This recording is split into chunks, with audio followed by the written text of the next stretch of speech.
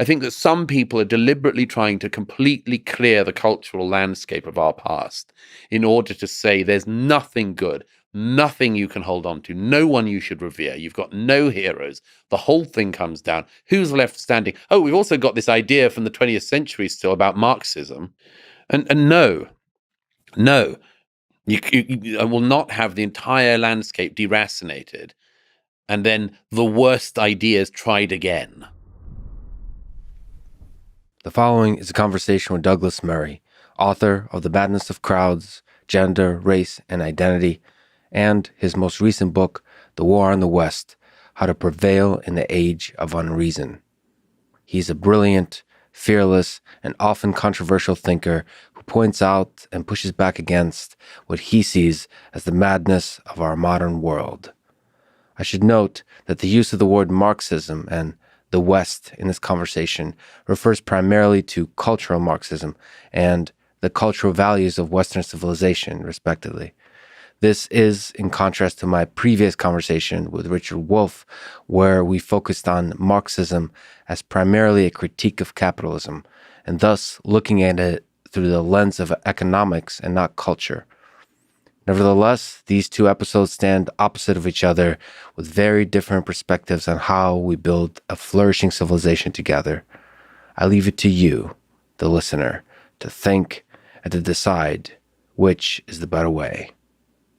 This is the Lex Friedman Podcast. To support it, please check out our sponsors in the description. And now, dear friends, here's Douglas Murray. You recently wrote the book titled The War on the West, which in part says that the values, ideas, and history of Western civilization are under attack. So let's start with the basics. Historically and today, what are the ideas that represent Western civilization? The good, the bad, the ugly. I actually don't get stuck on definitions, precisely because, as you know, once you get stuck on definitions, there's a possibility you'll never get off them. Yes.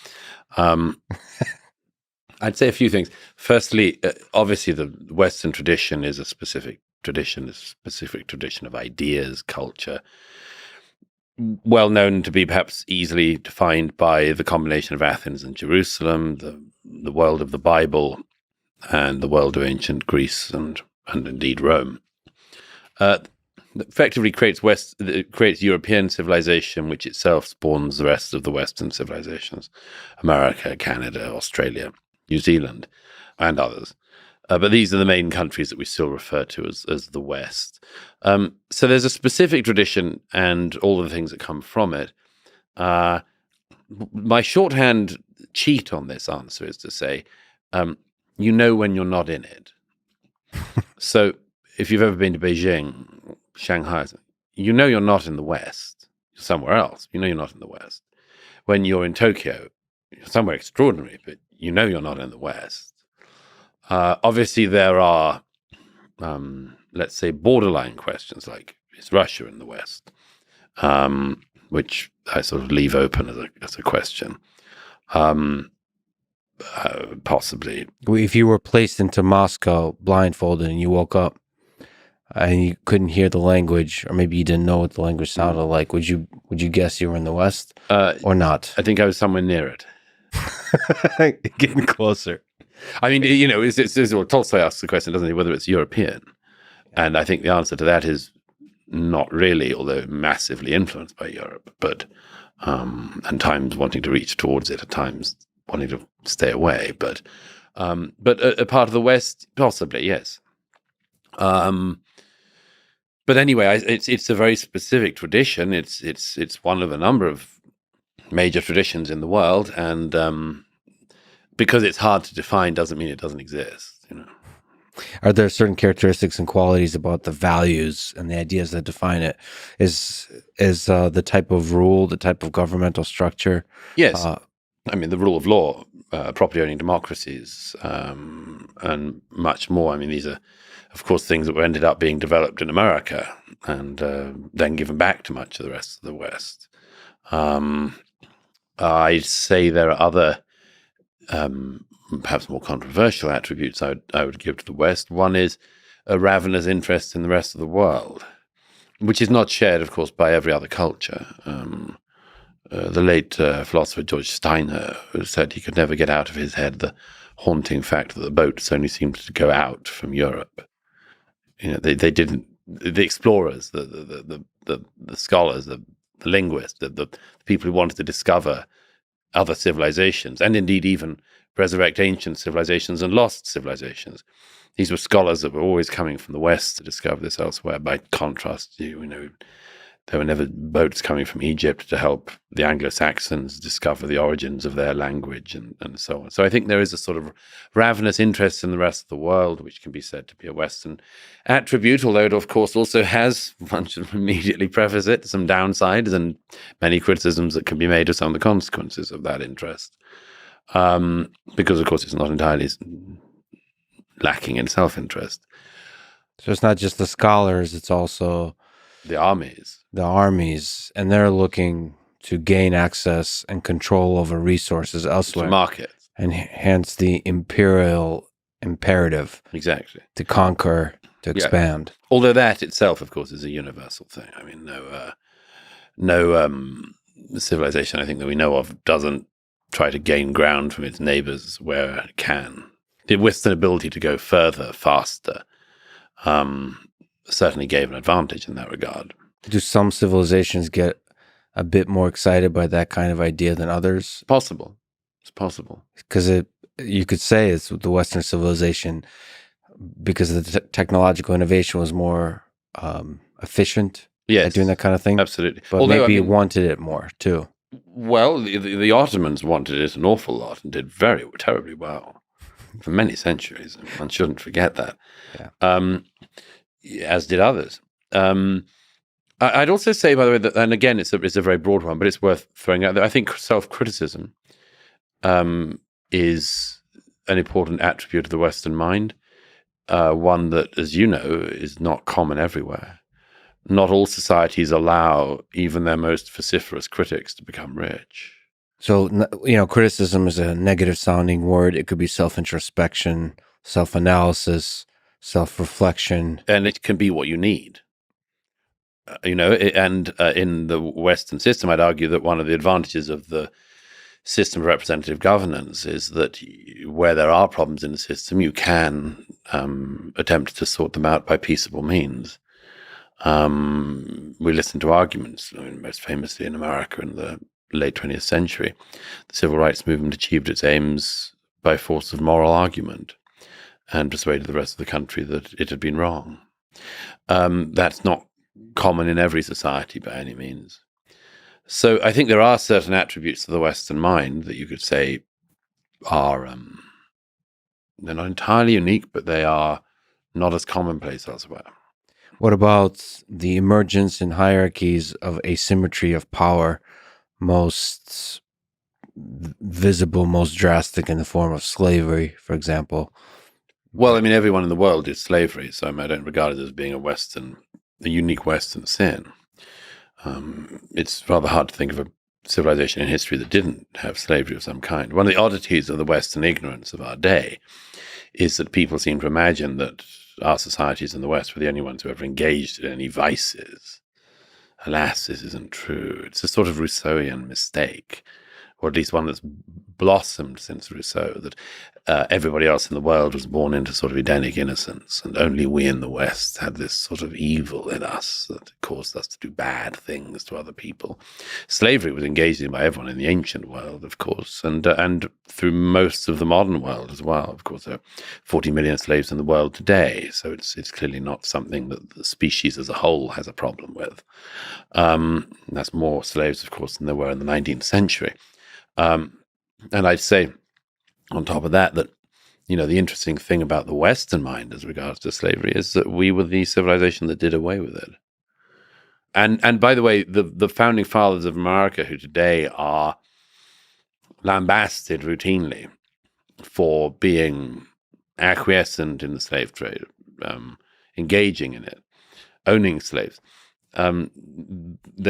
people almost don't even bother now to recognize the fact that Thomas Jefferson, George Washington all wanted to see this trade done away with, couldn't hold the country together at the origins if they'd have made such an effort, and believed and hoped that it would be something that would be dealt with after their time. So the founding ideas had within them the notion that we should, as a people, get rid of this. The opening lines of the Declaration of Independence set up the conditions under which slavery will be impossible. All men are created equal. Once you've put that, that's a time bomb under the whole concept of slavery. That's ticking away. Okay. And sure enough, it detonated in the next century. If we just step back and look at the human species, what does slavery teach you about human nature? The fact that slavery has appeared as a function of society throughout human history. There are two possibilities. One is it's what people think they can do when God's not watching. Another is it's what they can do if they think that God allows it. Really, really well put. And the fact that they want to do this kind of subjugation, what does that mean? Well, I mean, it's pretty straightforward in a way. There are people who get to work for free.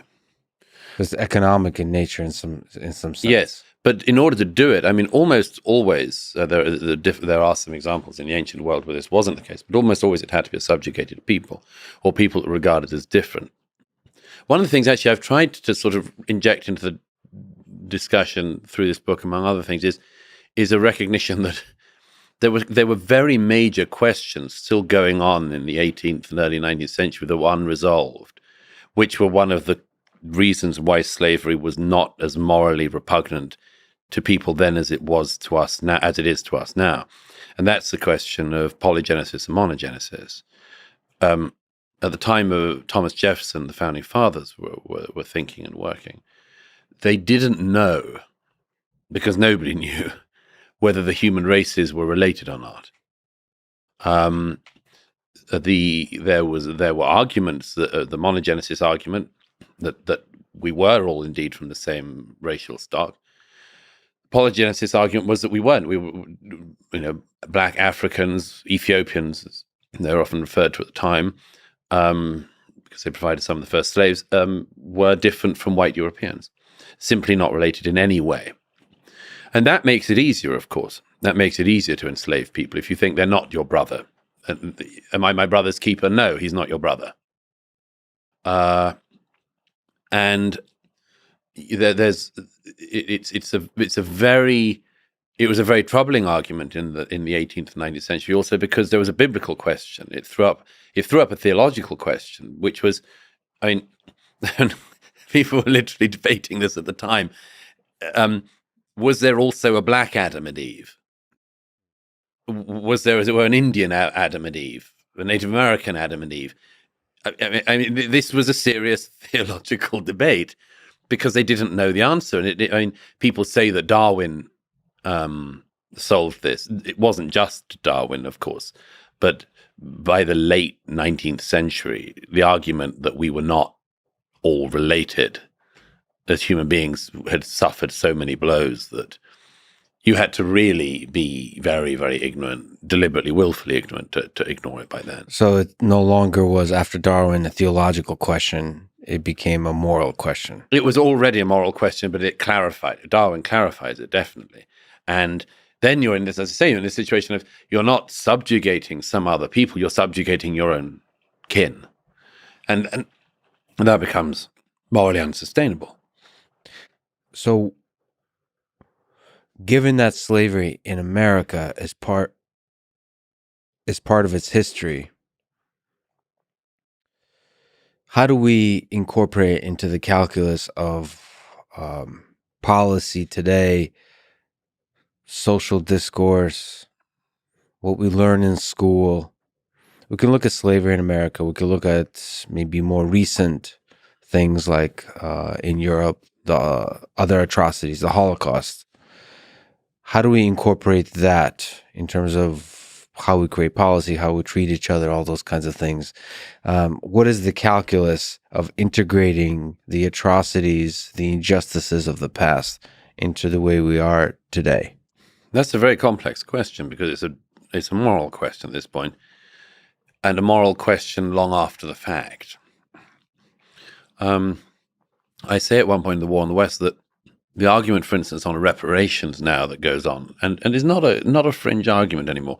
Some people say, "Oh, you're pulling up this fringe argument." It really isn't. I mean, every contender for the Democratic nomination for the presidency in 2020 was willing to talk about the possibility of reparations. Some very eager that this country, America, goes through that entirely self-destructive exercise.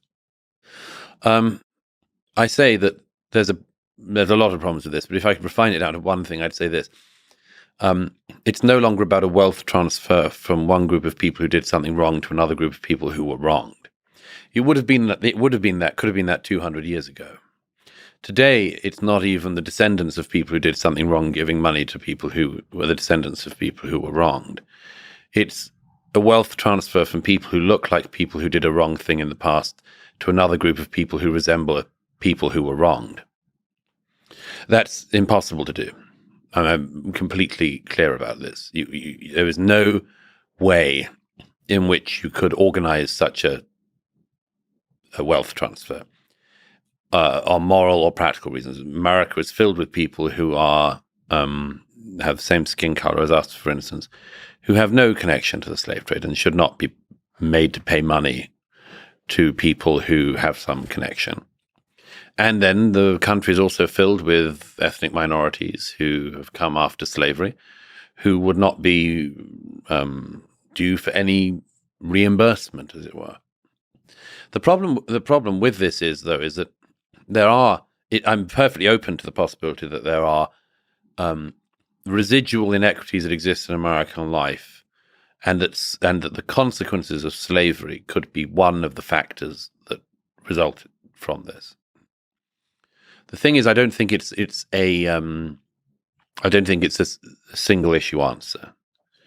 I think it's a multidimensional issue. Something like black underachievement in America is obviously a multidimensional issue.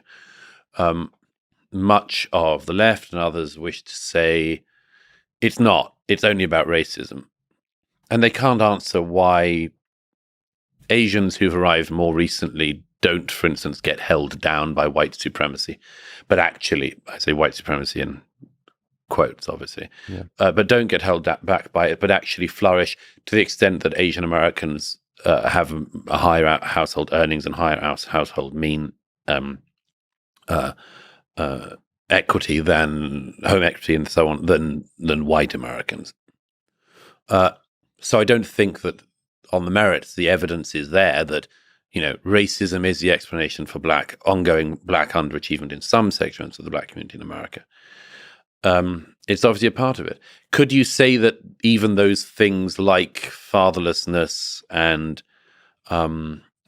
similar family breakdown issues are a long-term consequence of it? Possibly, but it's being awfully generous to people's ability to make bad decisions. For instance, how many generations after the Holocaust would you allow people to claim that everything that went wrong in the Jewish community was as a result of the Holocaust?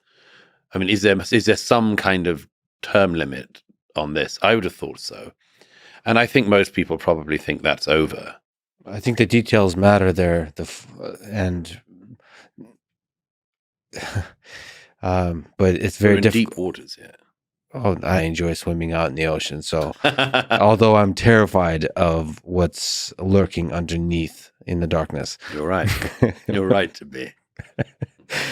Okay. It's really complicated calculus with the Holocaust and with slavery. So the argument in America is that there's deep institutional racism against African Americans that's rooted in slavery. And so however that calculus turns out, that calculation, it still persists in the culture, in the institutions, in the allocation of resources, in the way that we communicate, in subtle ways, in major ways, all that kind of stuff.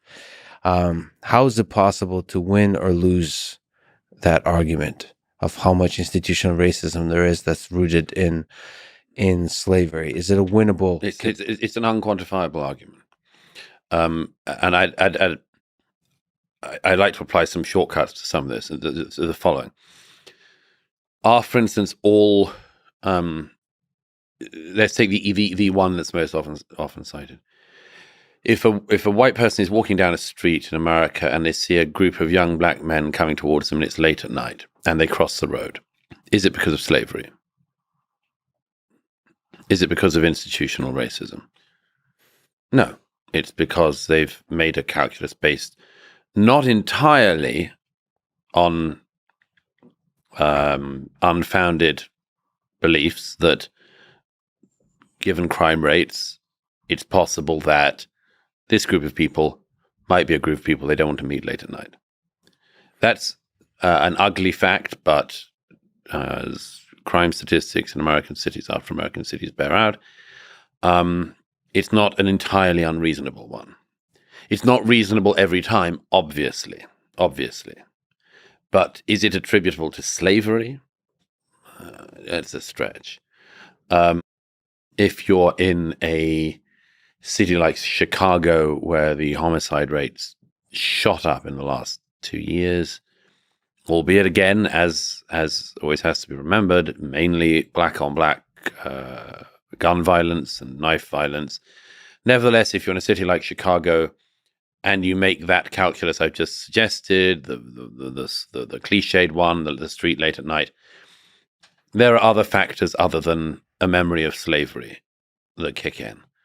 And I'm afraid it's something which people don't want to particularly acknowledge in America for obvious reasons, because it's the ugliest damn debate in the world. But I was actually just writing in my column in New York Post today about a very interesting case that's sort of similar, which is the question of obesity in the US. As you know, America's the most overweight country in the world.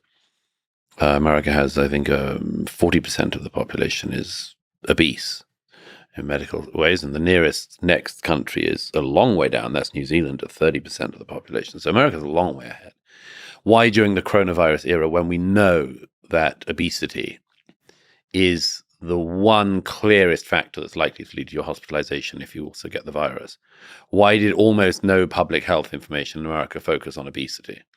80% of the people who ended up hospitalized in America with coronavirus were obese. We locked the schools when there was no evidence that the coronavirus was deadly for children. We all wore cloth masks when there was very little evidence that this was much use in stopping the spread of the virus. We had massive evidence about obesity being a problem, and we never addressed it. Why? Is it just because we worried about fat people? No, it's actually because about fat shaming, as it were. No, it's also because to a great extent it's a racial issue in America as well. And actually I quoted this new publication from the University of Chicago, as it happens, which makes that claim explicit. It says the reasons why people have views that are negative about obesity is because of racism and slavery. This is what everything is drawn back to in America. Anything you want to stop, you say it's because of racism, it's because of slavery. How about it's actually because you mind the hospitals getting clogged up, you mind people dying, you mind ethnic minorities disproportionately dying, and you'd like to say something about it. Once again, as in everything in America, it's cut off by some poorly educated academic saying it's about slavery. So we're really not, I mean, this requires a kind of form of brain surgery to perform it on a society, probably one that's not possible without killing the patient. And it's being done by people who are wearing like mittens. So I'm sure that there's a few folks listening to this that are rolling their eyes and saying, here we go again, two white guys talking about the lack of institutional racism in America. First of all, what would you like to tell them? So our African-American friends who are looking at this, and I've gotten a chance to talk to a bunch of them on Clubhouse recently. Clubhouse is this social app. Yeah, I know. And I really enjoy it. It's an absolute zoo of an app as far as I can see. I personally love it because you get to talk to, as somebody who's an introvert and doesn't socialize much, I enjoy talking to people from all walks of life. So it gave me a chance to, first of all, practice Russian and Ukrainian. So I get the chance to do that. Then you get a chance to talk about Israel and Palestine with people who are from that part of the world. And you get to hear raw emotion of people from the ground, where they start screaming, they start crying, they start being calm and collected and thoughtful. And this is as if you walked into a bar with custom picked regular folks, in quotes, regular folks, just people that have quote unquote lived experiences, real pain, real hope, real emotions, biases, and you get to listen to them go at it with no, because it's an audio app, you're not allowed to start getting into a physical fist fight. So even though it really sounds like people want sounds like it's happening, yeah. Yeah, and so you get to really listen to that feeling. And for example, it allows a white guy like me from another part of the world, coming from the former Soviet Union, to go into a room with a few hundred African Americans screaming about Joe Rogan using the N-word. Oh, yeah. And I get to really listen. There's very different perspectives on that in the African American community, and it's fascinating to listen. Sure. So I don't get access to that by sort of excellent books and articles written and so on. You get that real raw emotion. And I'm just saying, there's a few of those folks listening to this with that real raw emotion. Sure. And one argument they say is, you, Douglas Murray, and you, Lex Friedman, don't have the right to talk about race and racism in America. It is our struggle. You are from a privileged class of people that don't know what it's like to be a black man or woman in America walking down the street. Can you steel man that case? First of all, fuck that. Okay. That's not, I think we need to define steel manning. Okay. Can you I know at what least steel try manning is. I really resent that form of argumentation. Sure. I really resent it. I have the right to talk about whatever the hell I want, and no one's going to stop me or try to intimidate me, or tell me that I can't simply because of my skin color. And I think that if I said to somebody else the other way around, it would be equally reprehensible. If I said, shut up, you have no right to criticize anything that Douglas Murray says because you've not got my skin color. Okay.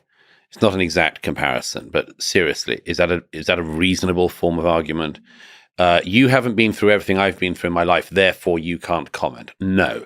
In that case, nobody can talk about anything. We might as well pack up, go home, and isolate ourselves. Strong words, but can you try to steel me on the case? Not in this particular situation, but there's people that have lived through something that can comment in a very specific way. Like, for example, Holocaust survivors. Yes. There is a sense in which, maybe a basic sense of civility, when a Holocaust survivor is speaking about their experience of the Holocaust, than an intellectual from a very different part of the world is simply writing about nuanced geopolitics of World War II, just should not interrupt the Holocaust survivor. We physically interrupt them if they're telling their with story. Words, with logic and reason, that the experience of the Holocaust survivor somehow fundamentally has a deeper understanding of the humanity and the injustice of the... Well, first of all, again, we're in even deeper waters now, but in terms of wanting to listen to another person who has experienced something, yes, but not endlessly. Not endlessly. I mean, there are some people who've written about there are people who've written about the Holocaust who didn't experience the Holocaust and have written about it better than people who did. It's not this idea that the lived experience, to use this terrible modern jargon, as if there's another type. This idea that the lived experience has to triumph over everything else is not always correct. It can be correct in some circumstances. If you are sitting in a room with a Holocaust survivor and somebody who'd never heard about the Holocaust and wanted to kind of, shoot out their views on it, yeah, one of those people should be heard more than the other, obviously. If there's somebody who's experienced racism firsthand and there's somebody else who has never experienced it, then obviously you'd want to hear from the person who has experienced it firsthand, if that is the discussion underway. I don't think that it's the case that is endlessly the case. I'm also highly reluctant to concede that there are groups of people who, by dint of their skin color or anything else, get to dominate the microphone. Now, of course, we're literally both speaking into microphones at the moment, so there's an irony to this, but let's skate over the irony. What I mean is people saying, you don't have the right to speak. I have the right to take the microphone from you and speak because I know best. Fine. If you know best, we'll argue it out. And someone will win, long or short term. But the almost aggressive tone in which this is now leveled, I don't like the sound of. Nobody's experience is completely understandable by another human being. Nobody's. And what many people are asking us to do at the moment, us collectively, is to fall for that thing. I think it was Camille Foster who said it first, but I've adopted it in recent years, is to say you must spend an inordinate amount of your life trying to understand me personally, my lived experience, everything about me. You should dedicate your life to trying to do that. Simultaneously, you'll never understand me. This is not an attractive invitation. This is an unwinnable game.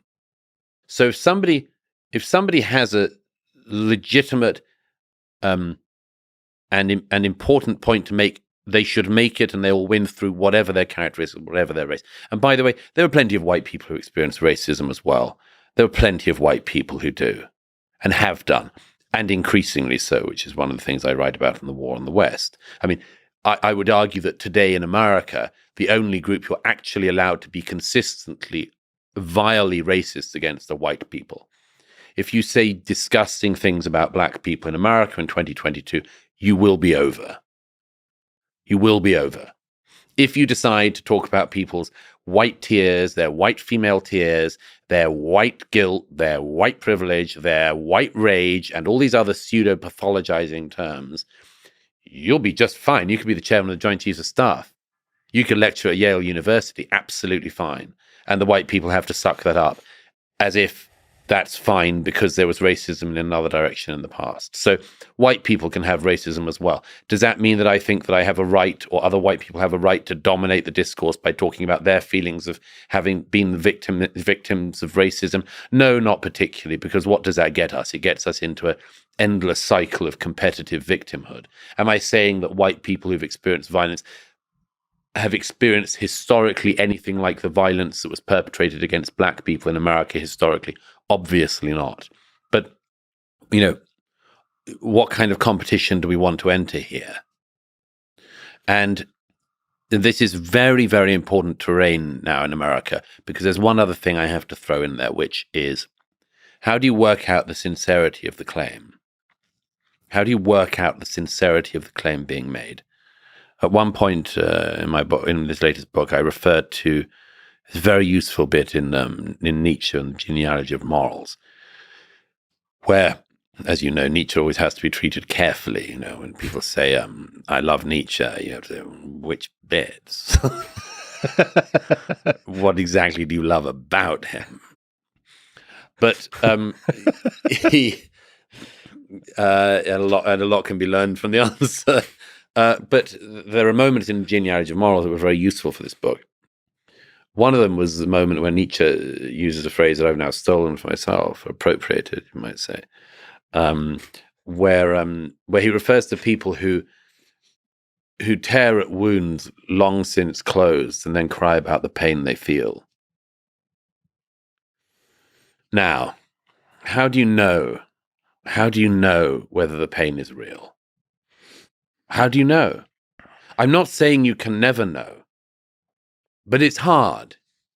So when somebody says, I feel that my life hasn't gone that well and it's because of something that was done to my ancestors 200 years ago, maybe they do feel that. Maybe they're right to feel that. Maybe they're making it up. Maybe they're using it as their reason for failure in life. Maybe they're using it as their reason to not even try. Maybe they're using it as their reason to smoke weed all day. I don't know. And who does know? How can you work that out? And that's why I come back to this thing of, who are we to constantly judge in this society other people who we don't know and attribute motives to them based on racial or other characteristics.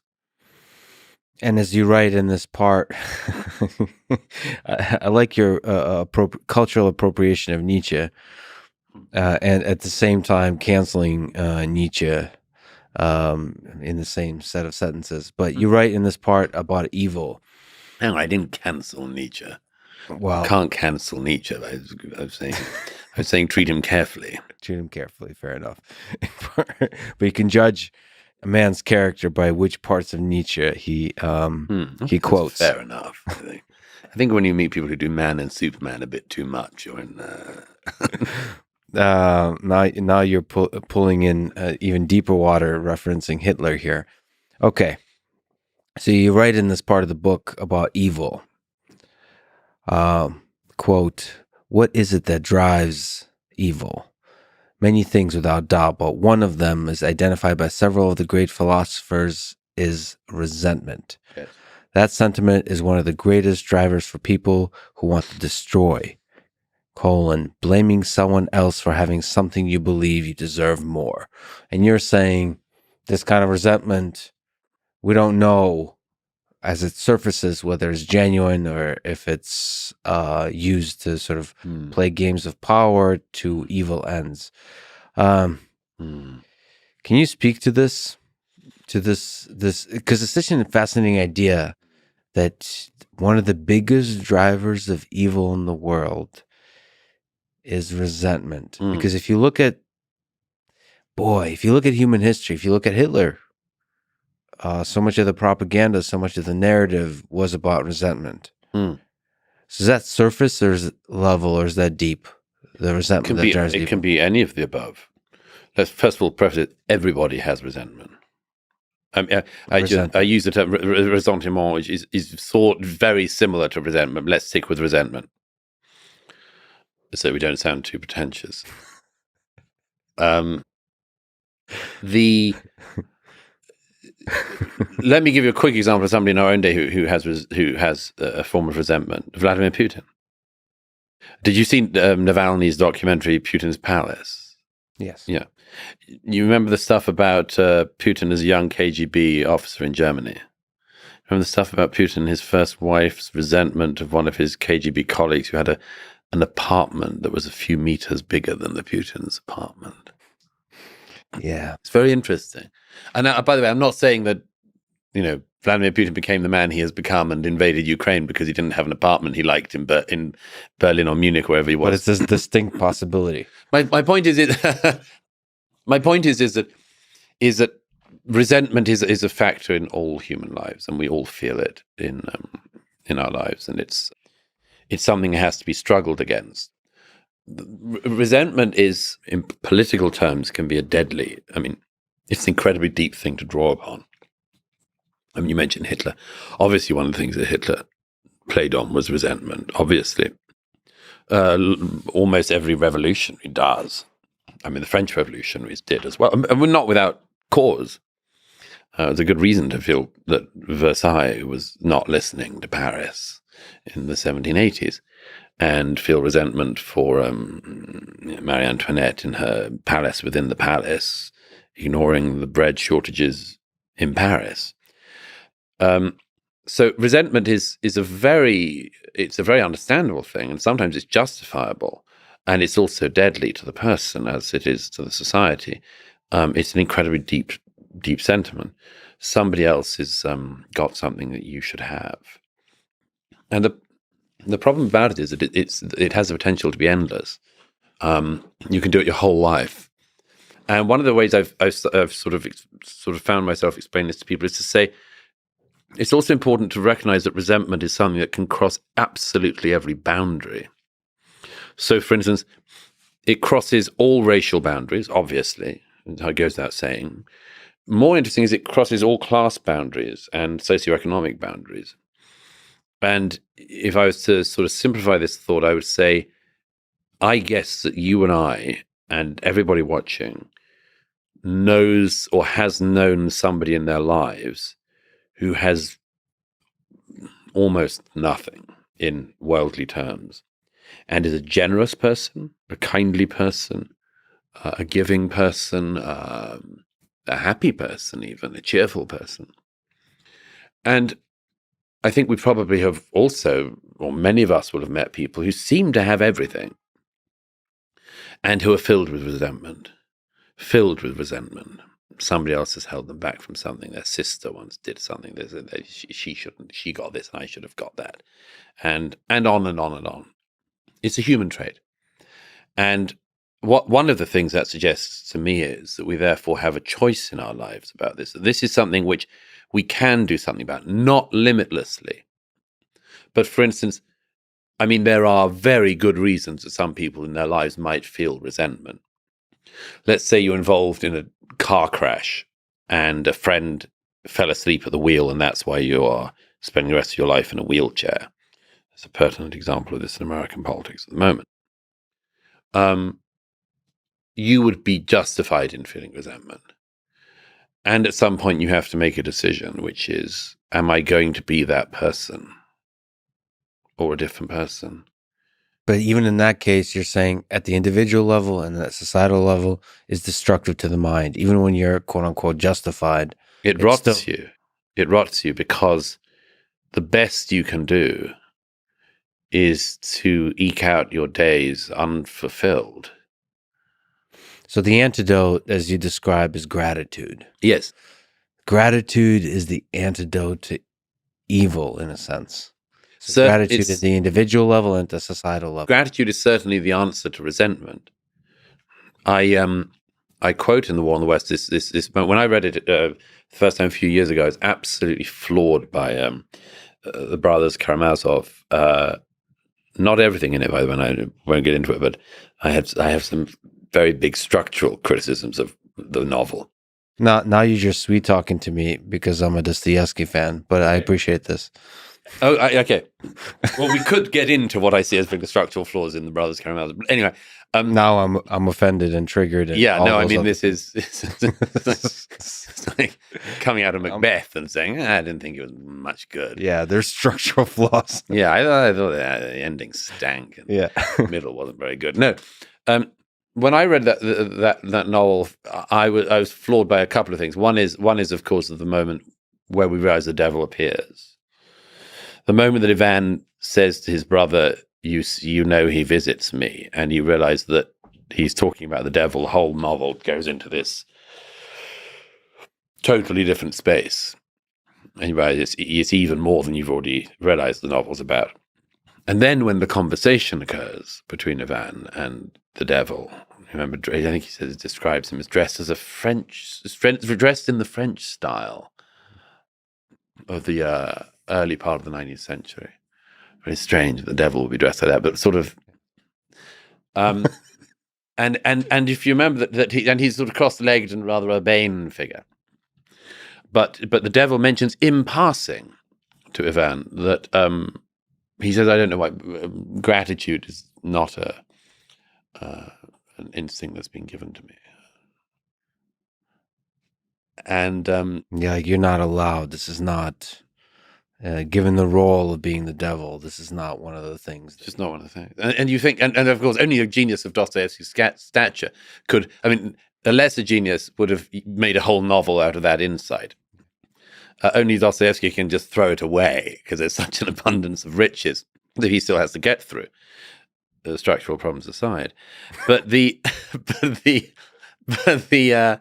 passive aggressive, the microaggression in this conversation is palpable. A little knife fight, But the reason I mention it is because, of course, when I saw it, I thought this is such a brilliant insight by Dostoevsky. Because why would gratitude not be a sentiment that the devil was capable of? And the answer is, of course, that if the devil was capable of gratitude, he wouldn't be the devil. He'd be somebody else. He has to be incapable of gratitude. Do you think for Dostoevsky that was as strong of an insight as it is for you? Because I think that's a really powerful idea, that with gratitude, you don't get the resentment that rots you from the core. Yes, I think it was one of the just endless things that he saw in us. And And the way I put it is that, I mean, I also think of it in terms of the era of deconstruction, which is one of the things I'd like us to call the era that's now ending. The era of deconstruction was the era that started, let's say, from the 60s onwards, and was originally an academic game that then spilled out into the wider culture, which was, let's take everything apart. Let's pull it all apart. There are lots of problems with it. One is it's quite boring. You don't get an awful lot from it. You also have the problem of what children find when they try to do this with bicycles, which is they can take it apart quite easily, but they can't put it back together. And the era of taking things apart as a game is one we've lived through, and it's been highly destructive. But you can do it for quite a long time. I'm going to look at this society and I'm going to take it apart by showing systemic problems. I'm going to, at the end of that, what have you got? What have you done? What have you achieved? We need to interrogate this. Okay, interrogate, by all means, ask questions, but interrogate as a deliberate hostility to this. I'm going to interrogate this thing and take it apart. And again, at the end of it, what have you got? Whether you're interrogating a text or a piece of music or an idea or a society, fine. Question, endlessly question. Yes, interrogate assumes it's all a criminal in a cell and it's guilty, and therefore it must be taken apart. And that's what we've been doing for decades in the West. And that's resentment. That's one byproduct of resentment. You can't build the thing, but you know how to take it apart. Is a little bit of resentment good? So you have, that I love Tom Waits, and he has a song where a little drop of I like my town with a little drop of poison. Is it good to do that? Is it good to have a little bit of poison in your drink? Depends what the poison is, and it depends if you know not to have another drink. Well, it might be the case that you find out, as some alcoholics do, that 1 was too many and 10 is not enough. So there's a natural, in this case, this kind of deconstruction is a slippery slope. It becomes an addiction, it becomes a drug, and you just can't stop. Well, you'd have to wean yourself off it and try to start creating again. Okay. You'd have to start trying to put things together again. Something I think might be in the throes of starting as it happens. Well, speaking of taking things apart and not putting them together again, the idea of critical race theory. Mm-hmm. Can you, to me, explain? So I'm an engineer and have not been actually paying attention much, unfortunately, to these things. None of the people in your field were until it comes along and smacks you in the face. I've had that line of thinking, and from MIT, I said, well, surely whatever you folks are busy about yelling at each other for is a thing at Harvard and Yale. It's not going to be. Yeah, of course. Yes, people in the STEM subjects thought it's not coming for us. It can't come to us. Yeah. And bang. Well, it hasn't quite been a bang. I'm not Engineering sure. is more safe than others. Yeah. So let's draw a line now between engineering and science. So I think engineering is I'm sitting in a castle in the tallest tower with my pinky out, drinking my martini, saying, surely the peasants below with their biology and their humanities will figure it all out. No, I'm just kidding. There's no pinky out. I drink vodka and I hang with the peasants. Okay, where is this? This metaphor has gone too far. Can you explain to this engineer what critical race theory is? Is it a term that's definable? Is there a tradition?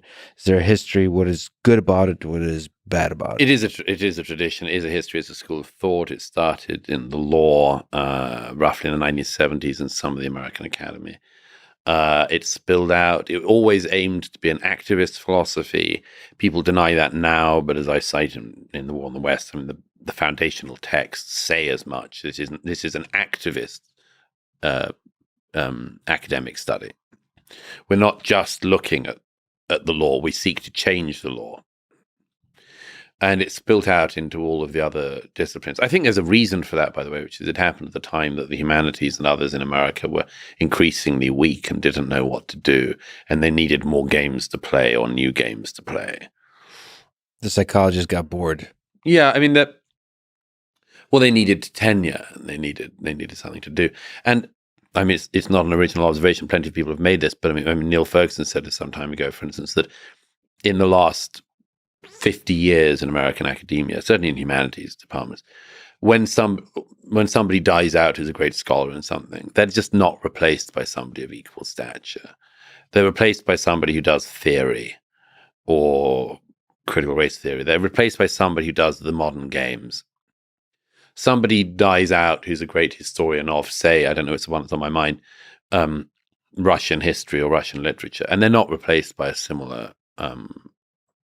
scholar. In his observation and in yours, is this a recent development? It's happened in the last few decades for sure, and it's sped up. Is it because we've gotten to the bottom of some of the biggest questions of history? No, it's because we're willing to forget the big questions. Because it's more fun. Big questions aren't as fun. No, partly it's no. I should stress that partly this is in the weeds, but partly it's a result of the hyper specialization in academia. Sure. If you said you'd like to write your dissertation on Hobbes, if you wanted to, if you something central to Kant's thought or Hegel or something, I mean, that's not popular. That what's popular is to take somebody way down the line from that, because there's a feeling that that's all been done. Mm. So you take something way, way, way down the line from that's much less important, and then you sort of play with that. And I think most people, anyone who's watching who's been in a philosophy department or anything else in recent years, will know that tendency. By the way, there's a very practical consequence of this. I saw this at the end of my friend Roger Scruton's life, when he would occasionally, he didn't get tenure at universities, but he would occasionally be flown in, even by his enemies, to teach courses in various universities in basics of philosophy, because there was no one in the department able to do it. Like he would go in and teach for a semester, Hegel and Kant and Schopenhauer and others, because there was no one to do it, because they were all playing with the things way, way, way down the road from this. Yeah. So that had already happened, and people were searching for new games to play, and the critical race theory stuff forced its way in, partly in the way that all of this that's now known as anti-racism does, which is in a sort of bullying tone of saying, if you don't follow this, it's the same way that all the things that are called studies, I think everything called studies in the humanities should be shut down. Because of the activist it's an element. They're all activists. Gay studies and queer studies, nothing good has ever come from it. Nothing good. To push back, is it obvious that activism is a sign of a flaw in a discipline? So isn't it... It's a sign of the death of the discipline. It's a sign that discipline's over. But isn't it a good goal to have for discipline to enact change, positive change on the world? Or is that that's for politicians to do with the findings of science? I mean, not why create an ideology and then set out to find disciplines that are weakly put together to try to back up your political ideology? So ideology should not be part of science or of humanities. Why would you? I mean, anyone could do it. You could decide to go in and be wildly right-wing about something and only do things that proved your right-wing ideas. Be fantastically anti-academic, fantastically anti-science. It's an absurd way to mix up activism and academia, and it's absolutely rife. And critical race theory is one of the ones that completely polluted the academy. Yeah, and there's been dark moments throughout history, both during World War II with both communism and Nazism, fascism, that infiltrated science and thereby corrupted it. Yes. I mean, for instance, also, let's face it, in science, as in everything else, there are dark, difficult things. It's much better we know about them, face up to them, and try to find a way socially to deal with them than that you leave them in the hands of some activist who wants to do stuff with them. Some of my best friends are activists. I'm just kidding. Okay. Yeah. None of my best friends are activists. That's how it should be. Well, I was kidding because I don't have any friends. But okay. Now That's not true. I'm trying to gain some pity points. Okay. So to return, you have your clubhouse friends screaming away like deranged maniacs. No, I'm anti-clubhouse, by the way, because the only time I heard it was that Brett Weinstein one when he did that. I don't know if you heard that, like early in Clubhouse. I was invited to Clubhouse by various people who said, this is a really great civilized way to hang out and talk with interesting people. And I downloaded the app and I got on one night because Brett Weinstein said, doing this conversation, and I listened, and it was the maddest damn discussion I've ever heard. Was it something about biology? Something about...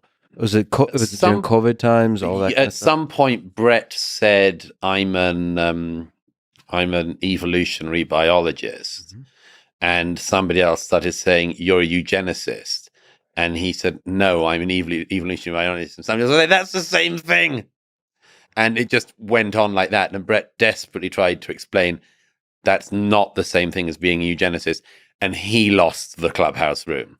They thought that was the same thing. He'd come. It horribly reminded me of a time some years ago when a British newspaper ran a sort of realizing that the only thing you can unite people on in sexual ethics is revulsion against paedophilia, ran an anti-pedo campaign. And shortly after, pediatricians' offices were torched in the north of England by a mob who hadn't read the whole sign. Yeah. Well, to me, like I said, a little bit of poison is good for the town. So anyhow, sorry, I interrupted you with flattering you with people on Clubhouse. I have many. I have multiples of friends. Yes. We didn't get to some of the ideas of critical race theory. What exactly is it? I'm actually in part asking this question quite genuinely. Yeah, it's an attempt to look at everything, among other things, through the lens of race, and to add race into things where it may not be, as a way of adding. I'm trying to give the most generous estimation. To add race in as a conversation in a place where it may not have been in the conversation. And that means history too? The history of racism? Yeah. All history. And to look at it through these particular lenses. I mean, there's a certain... Like all these things, there's a certain logic in it. Like with feminist studies or something. I mean, is there a utility in looking back through undoubtedly male-dominated histories and asking where the more silent female voice was? Yes, very interesting. Not endlessly interesting, and can't be put exactly on the same par as, but it has a utility. It's that endlessly, sorry to interrupt, that endlessly part that seems to get us into trouble a lot. Absolutely. Here. Well, because of this thing of where do you stop? And that's always I talked about this in my last book, in The Manners of Crowds. It's one of the big conundrums in activist movements, and particularly in activist academia. Where would you stop? It's not clear because you've got a job in it. You've got a pension in it. You've got your only esteem in society is in keeping this gig going. I mean, is there any likelihood? Have you ever? It's the old academic joke, isn't it? That the end of every conference, the only thing everyone agrees on is that we must have another conference like this one. So one thing they always agree on: this conference is so great, we must have another one. Well, that's a criticism you could apply to a lot of disciplines. Of course, civil engineering, bridge building. It's at a certain point, do we need any more bridges? Can we just fly everywhere? Well, so at the very least, you need to keep the bridges up. Sure, and they would critical race theory folks would probably make the same argument that at the very least we need to keep the racism out. We have to make sure we don't descend into the racism. It assumes all the time that we are living on the cusp of the return of the KKK, right? Which is totally wrong. I mean, it's a massive... You say that now until the KKK armies march in, We can't always predict the future. We can't always predict the future, and you can always say you should be careful, but you've also got to be careful of people who've got their timing like totally wrong, or their estimation of the society they're in. You mean like most wrong. of society before in the 1930s when Hitler was, I mean, so many people got Hitler wrong. Sure they did. And so most people. So maybe it was nice to have the alarmist thinking there. Well, beware of the man with a mustache. If only it was that easy.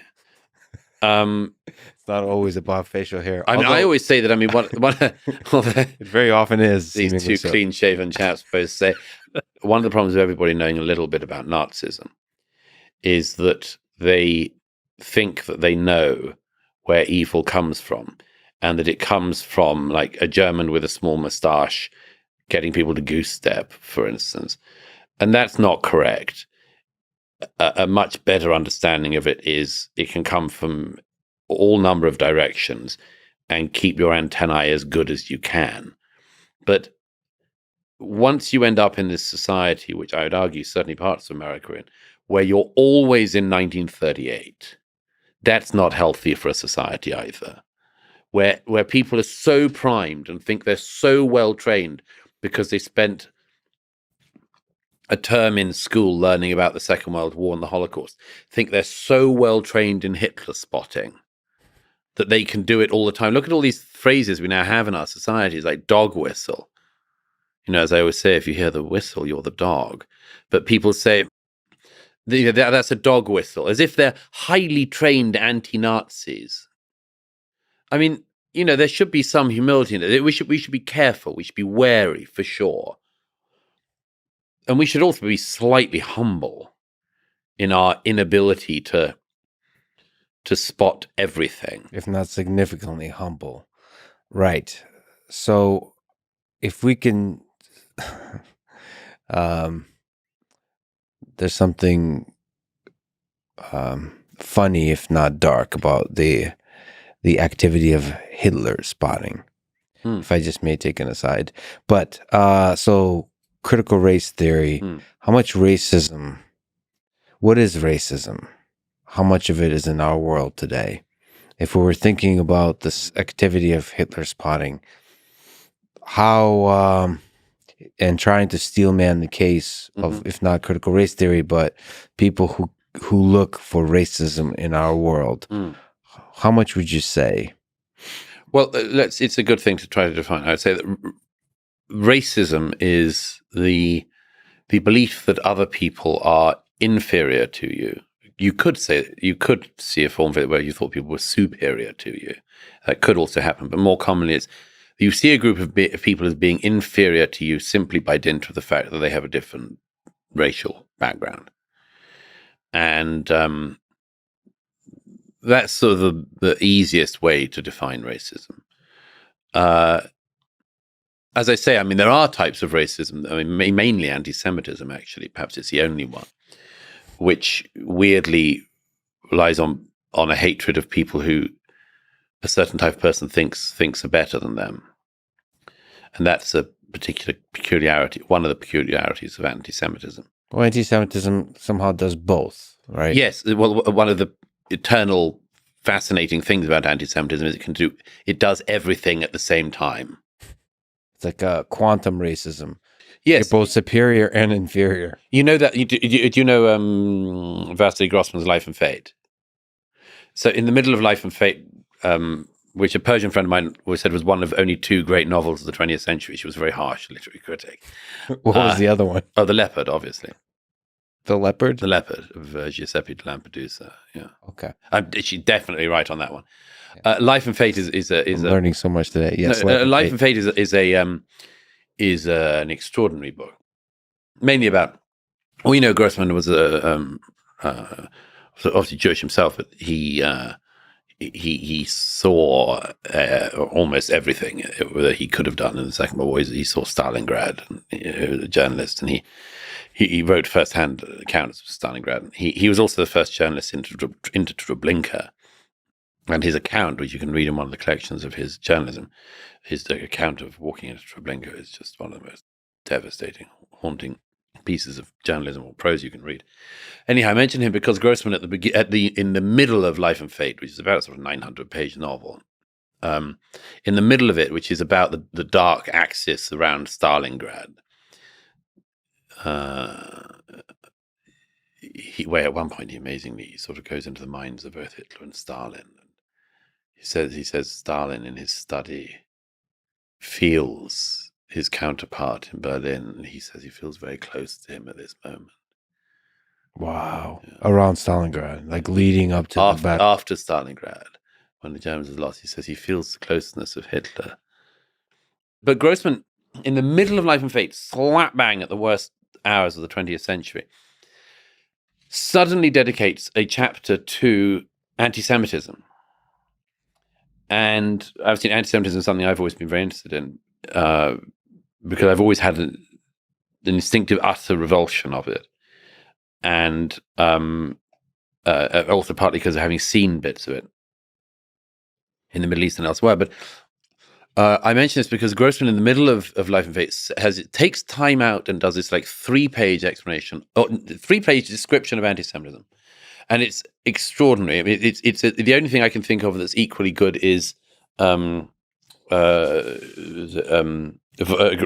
von Retzory, who wrote a luridly titled but brilliant set of novellas called The Confessions of an Anti-Semite, and about pre-First World War anti-Semitism in Eastern and Central Europe. Anyway, Grossman says in the middle of Life and Fate that one of the extraordinary things about anti-Semitism is that it does everything at the same time. That the Jews get condemned in one place for being rich and in another for being poor. Condemned in one place for assimilating and in another for not assimilating. For assimilating too much and assimilating too little. For being too successful, for not being successful enough. So I think it's the only racism that includes within it a detestation, for the real anti-Semite, a detestation of people that the person may perceive to be better than them, correctly or otherwise. By the way, I'm embarrassed to say I have not read this one of 2 greatest novels of the 20th century, Life and Fate, Жизнь и судьба. And just to read off of Wikipedia, Vasily Grossman, a Ukrainian Jew, became a correspondent for the Soviet military paper Krasnaya Zvezda. Having volunteered and been rejected for military service, he spent 1,000 days in the front lines, roughly 3 of the 4 years of the conflict between the Germans and the Soviets. And the main themes covered in how's it go? Life and Fate. I keep thinking Жизнь и судьба is a theme on Jewish identity and the Holocaust, Grossman's idea of humanity and the human goodness, Stalin's distortion of reality and values, and science, life goes on, and reality of war.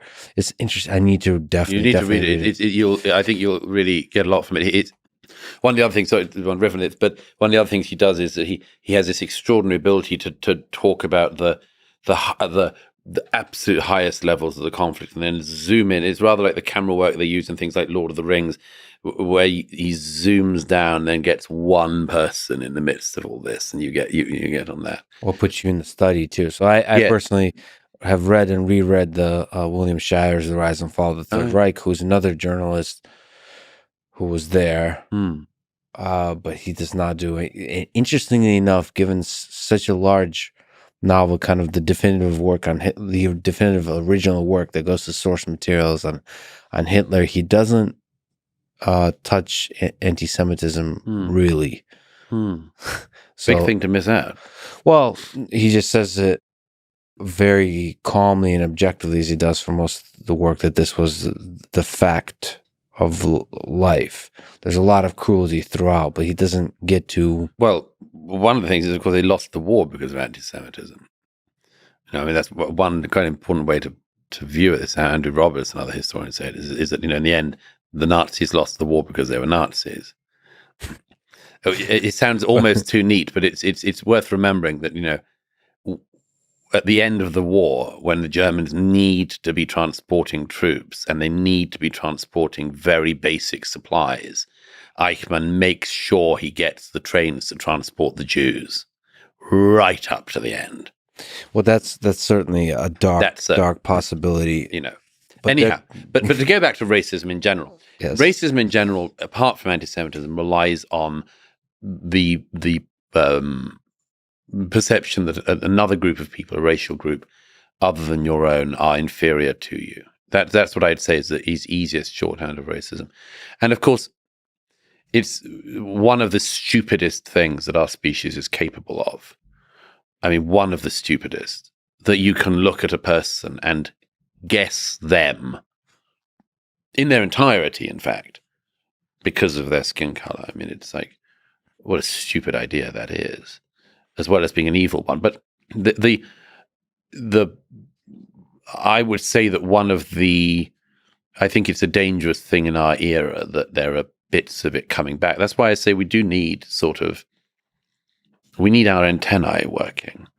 We just don't need them to be overactive or underactive, Now, the book is War in the West, but speaking of racism towards different groups based on their skin color, you've said that there's a war on white people in the U.S. Would you say that's the case? Would you say that there is significant racism towards white people in the United States? I'd say that white people in the United States are the only people who are told that they have hereditary sin. And that's a big one, just to start with. Based strictly on their skin color. I mean, I would find it so repugnant and I hope everybody would join me in feeling this, I would feel it so repugnant if there were any school of thought in America today that had any grasp on the public attention that said that black people were born into evil because of something their ancestors had done. Like they had the mark of Cain upon them. I mean, I think it would be such a vicious way to try to demoralize a group of people and to tell them that the things they would be able to achieve in their lives are much lessened because they should spend significant portions of their lives trying to atone for something they didn't do. Is there a difference? And the following point, the obvious point left unsaid, but let's say it, nobody in the public square says that. I mean, they're the maniacs at the far fringes, but nobody in the mainstream would dare to say that, or I think even think that about any group of people other than white people. And does this mean that white people are more disadvantaged than black people? No. And again, let's not make this a competition, but let's not get into, I just desperately urge people not to get into the idea of hereditary sin according to racial background. Is there something to be said about the feature aspect, to sort of play devil's advocate, about the asymmetry of sort of accusations towards the majority? So, yes, because white, so much easier to attack a majority. It is much easier, but is there something to be said about that being a useful function of society, that you always attack, that the minority has disproportionate power to attack the majority so that you can always keep the majority in check? Well, it's a dangerous game to play, isn't it? I think it's a very dangerous game to play. I think that's a good summary of the entirety of human civilization. Well, yeah, everything is dangerous. But it's a very dangerous game to play that. I wrote about this a bit in The Madness of Crowds when I was saying, like, gay rights people, the ones that still exist, the ones who don't have homes to go to, who want to beat up on straight people in a way, or want to make straight people feel like they're kind of unremarkable, uncool, boring straights. So boring. So not like the magical pixie fairy dust gays.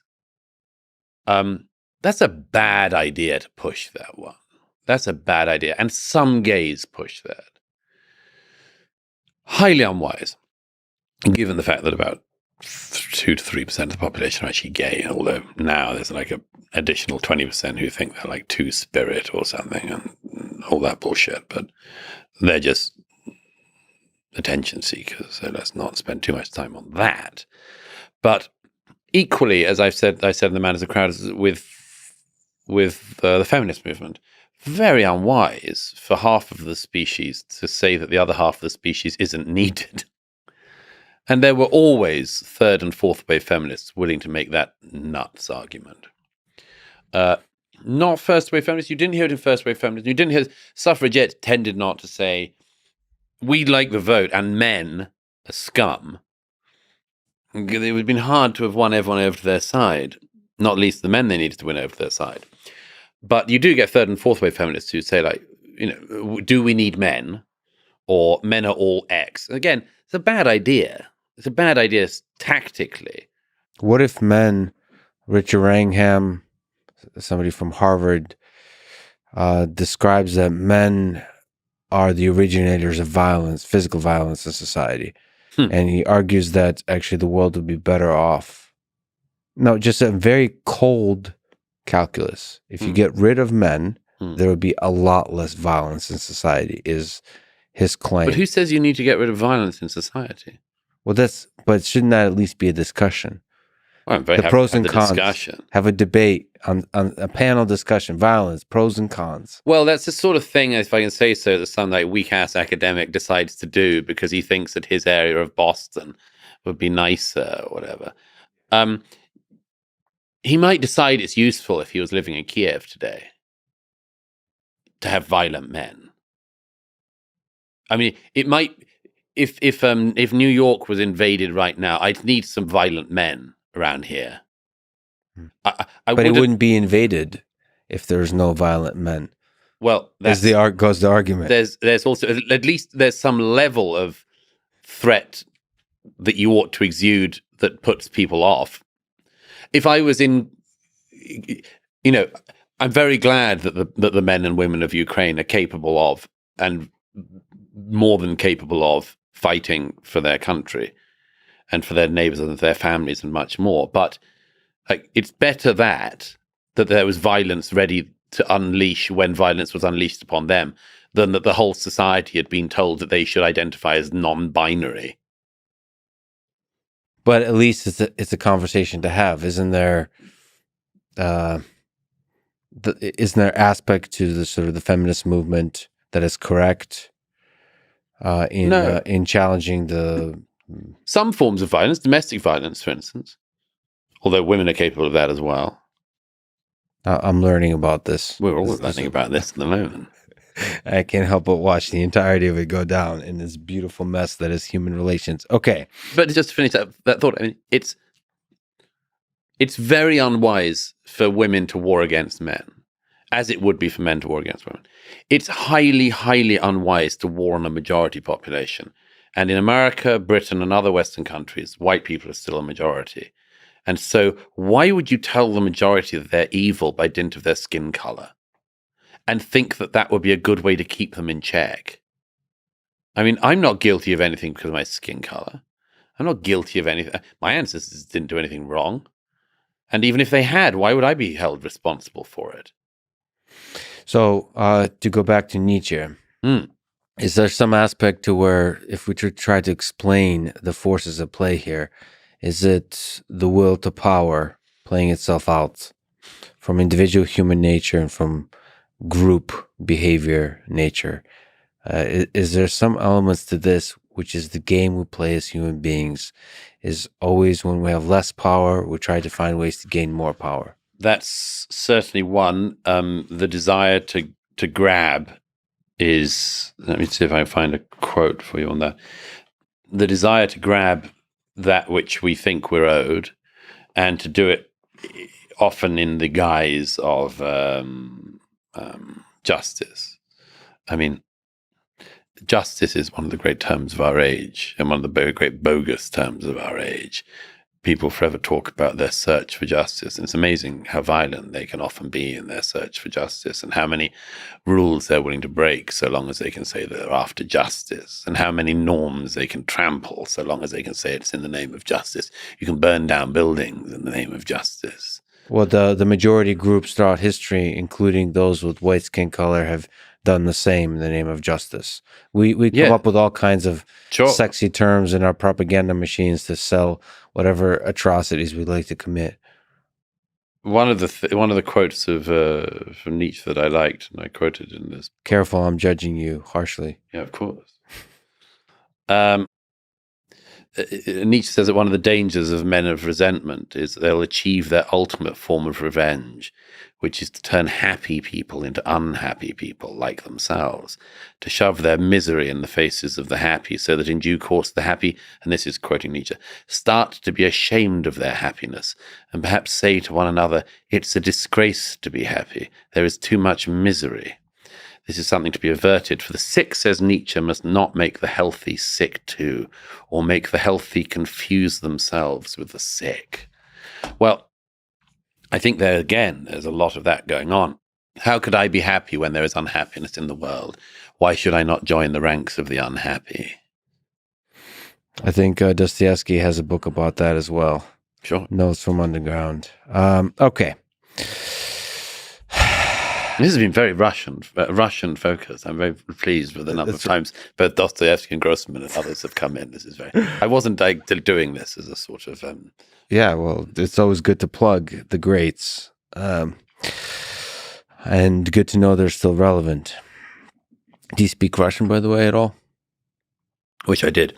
I'm told it's a 10-year language, basically, to learn from scratch. As my friends who have done it. Well, there's the language, and then there's the personality behind the language, and the personality I feel like you already have. So you just need to know the surface details. Okay. In fact, the silence, to be silent in the Russian language, is something that's already important. Oh, I should. If we had a moment, I'd tell you my story about Stalin's birthplace. Should I tell you that? No. I once went to Gori, where Stalin was born. Have you been? No. It's really nice. I was there just after the Georgia War. I went to the no man's land in South Ossetia and Abkhazia. And I said, I really got to go to Gori or something here, because a shell had landed in Gori, rather weirdly, from the Russian side. And Gori is where Stalin was born. And, of course, Gori is in Georgia. And anyhow, the museum of Stalin's birthplace, they'd been trying to change for some years, because it had been unadulteratedly pro-Stalin for years. And the Georgian authorities, this is in Saakashvili's time, were trying to make it into a museum of Stalinism. And it was really tough. The only place I've seen which is similar is the house in Mexico City where Trotsky was killed. That also is like they're not quite sure what to do. They don't want to say he's a bad guy because they think that people won't come anyhow. Stalin's house in Gori had changed from the Museum of Stalin to the Museum of Stalinism. And there was this large Georgian woman with a pink pencil who just had clearly been doing the tour for like 50 years. And just pointed all the facts. And she did that classic thing. I also saw it once in North Korea, where that sort of communist thing where they say, this is 147 feet high by 13 feet deep. It like give you lots of facts. I don't care. Yeah. What does it matter? Yeah. They always give you facts. Yeah. This is Stalin's suitcase. It is 13 inches wide by, this. Anyhow, and this woman did all of this, and it was all just wildly not pro-Stalin, it was just explaining Stalin's life. It was just a great local boy done good. They didn't mention the fact he killed more Georgians per capita than anyone else.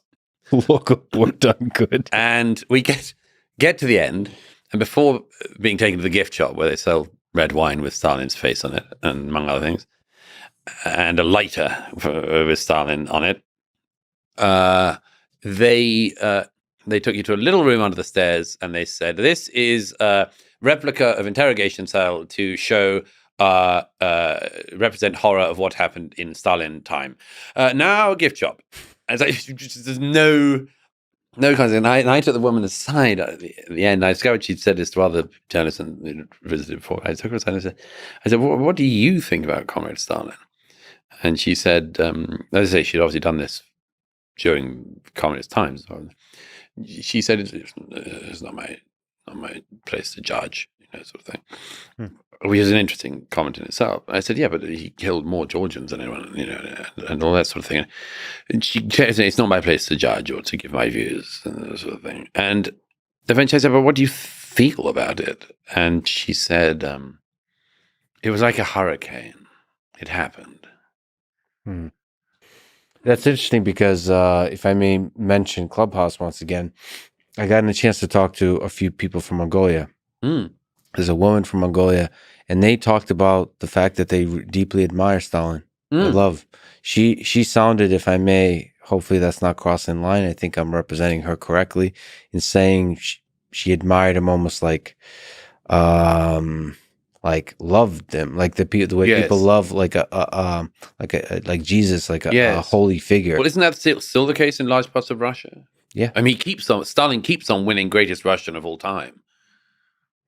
And that's perhaps maybe there's a dip, but if we were to think about the long arc of history, perhaps that's going to go up and up and up and up. There's something about human memory that you forget the details of the atrocities of the past and remember I mean, think of the number of people we talk about as historical heroes. Napoleon. Yeah. I mean, British people don't talk about Napoleon as a hero, but the French. Now you're you didn't think that Dostoevsky. Now I get you're on tricky ground. But no, but like the French enormously admired Napoleon, and they had many admirable aspects. He was also an unbelievable brute and killed many people unnecessarily. And there are lots of figures from history that we sort of cover that over with. Yeah. Can we mention Churchill briefly? Sure. Because he is one of the, you could make a case for him being one of the great representatives or great figures historically of the Western civilization. Yes. And then there's a lot of people from, not a lot. I know I have like 3 friends, and one of them happens to be from London, and they say that he's not a good person. Why? So listen, this friend would not discuss. This is an opinion poll of the 3 friends, but I do know that there's quite a bit. There's a backlash going on at the moment. At the moment, and in general, there's a spirit like reflecting on the darker sides of some of these historical figures, like challenging history through. It's not just critical race theory. It's challenging history through. Are the people we think of as heroes, what are their flaws, and are they in fact villains that are convenient, were there at the right time to accidentally do the right thing? Accidentally.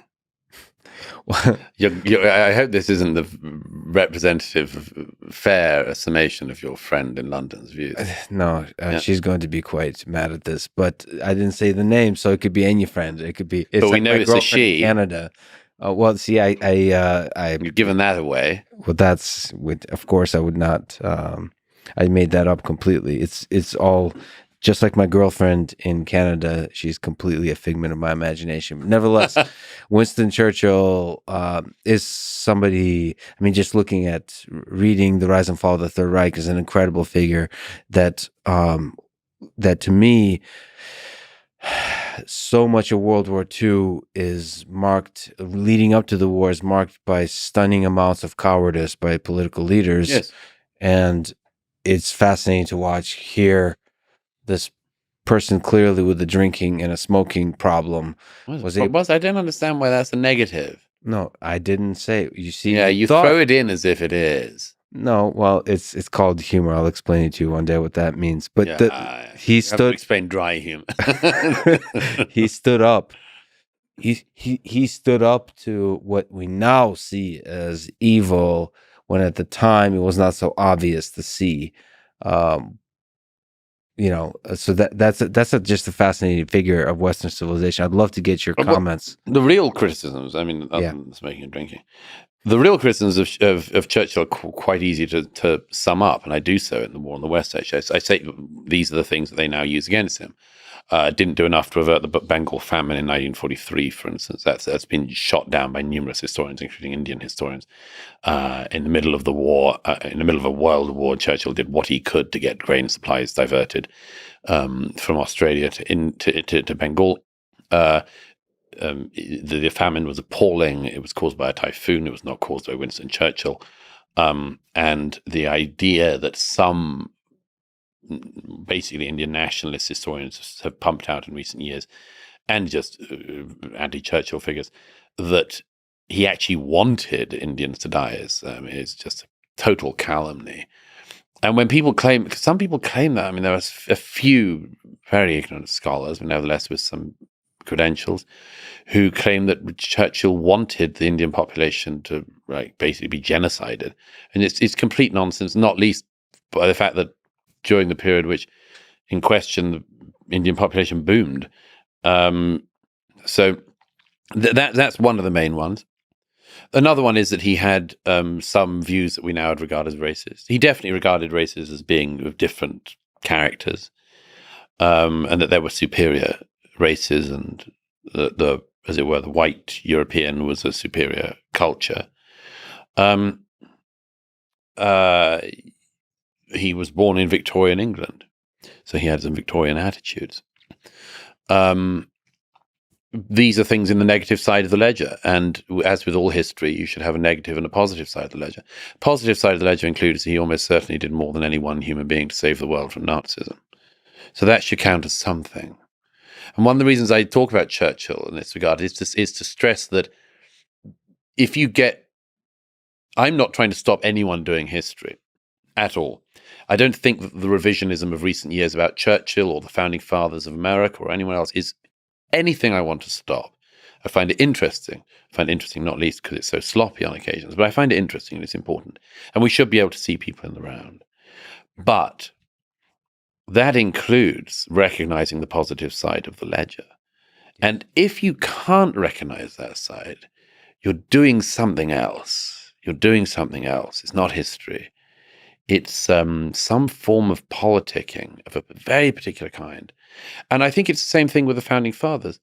There are some people, for instance, certainly since the 90s, who have pushed the Sally Hemings, Thomas Jefferson story to show that Thomas Jefferson was some kind of brute. As a result, we see Jefferson's statue being removed from the council chamber of the city we're sitting in last November by council members who said that Thomas Jefferson no longer represents our values. If you can't recognize greatness of Thomas Jefferson and that he had flaws, I mean, that's not a grown-up debate. And weigh them in the context of the time. But let me sort of throw a curveball at you then. What about recognizing the positive and the negative of a fellow with nice facial hair called Karl Marx? Sure. I mean, I have a section in the War in the West, as you know, where I go for Karl Marx with some glee. So he seems to have gotten, some popularity in the West recently. Not just recently, yeah. I mean, he's had a resurgence recently. Yes, resurgence recently. Well, that's because whenever things are seen to go wrong, people reach for other options. And when, for instance, it's very hard for people to accumulate capital, it's not obvious that they're going to become capitalists. And so one thing that happens is people say, let's look at the Marxism thing again, see if that's a viable goer. And my argument would simply be, point me to one place that's worked. Well, the argument from the Marxist or the Marxian economists is that we've only really tried it once. The Soviets tried it, and then if there's a few people that kind of tried the Soviet thing. Cuba tried it? Well, they basically, it's an offshoot of this. Sure. They tried Soviet. It, yes, they've tried it. They tried it in Venezuela. Yes. So, but let's just quickly say, how did all these experiments go? They did not. Well, they failed in fascinating ways. They did, but they failed. Yes, they failed. And we should stress, so grossly failed that they threw millions and millions of people into completely thwarted lives that were much shorter than they should have been. Yeah. So the lesson to learn there, that you can learn several lessons. One is that anything that smells like Marxism is going to lead to a lot of problems. Now, another lesson could be, well, what is the fundamental idea that Marx had? He was criticizing capitalism and the flaws of capitalism. So is it possible to do better than capitalism? And that's, if you take that spirit, you start to wonder, that might actually become relevant in, 20, 30, 50 years when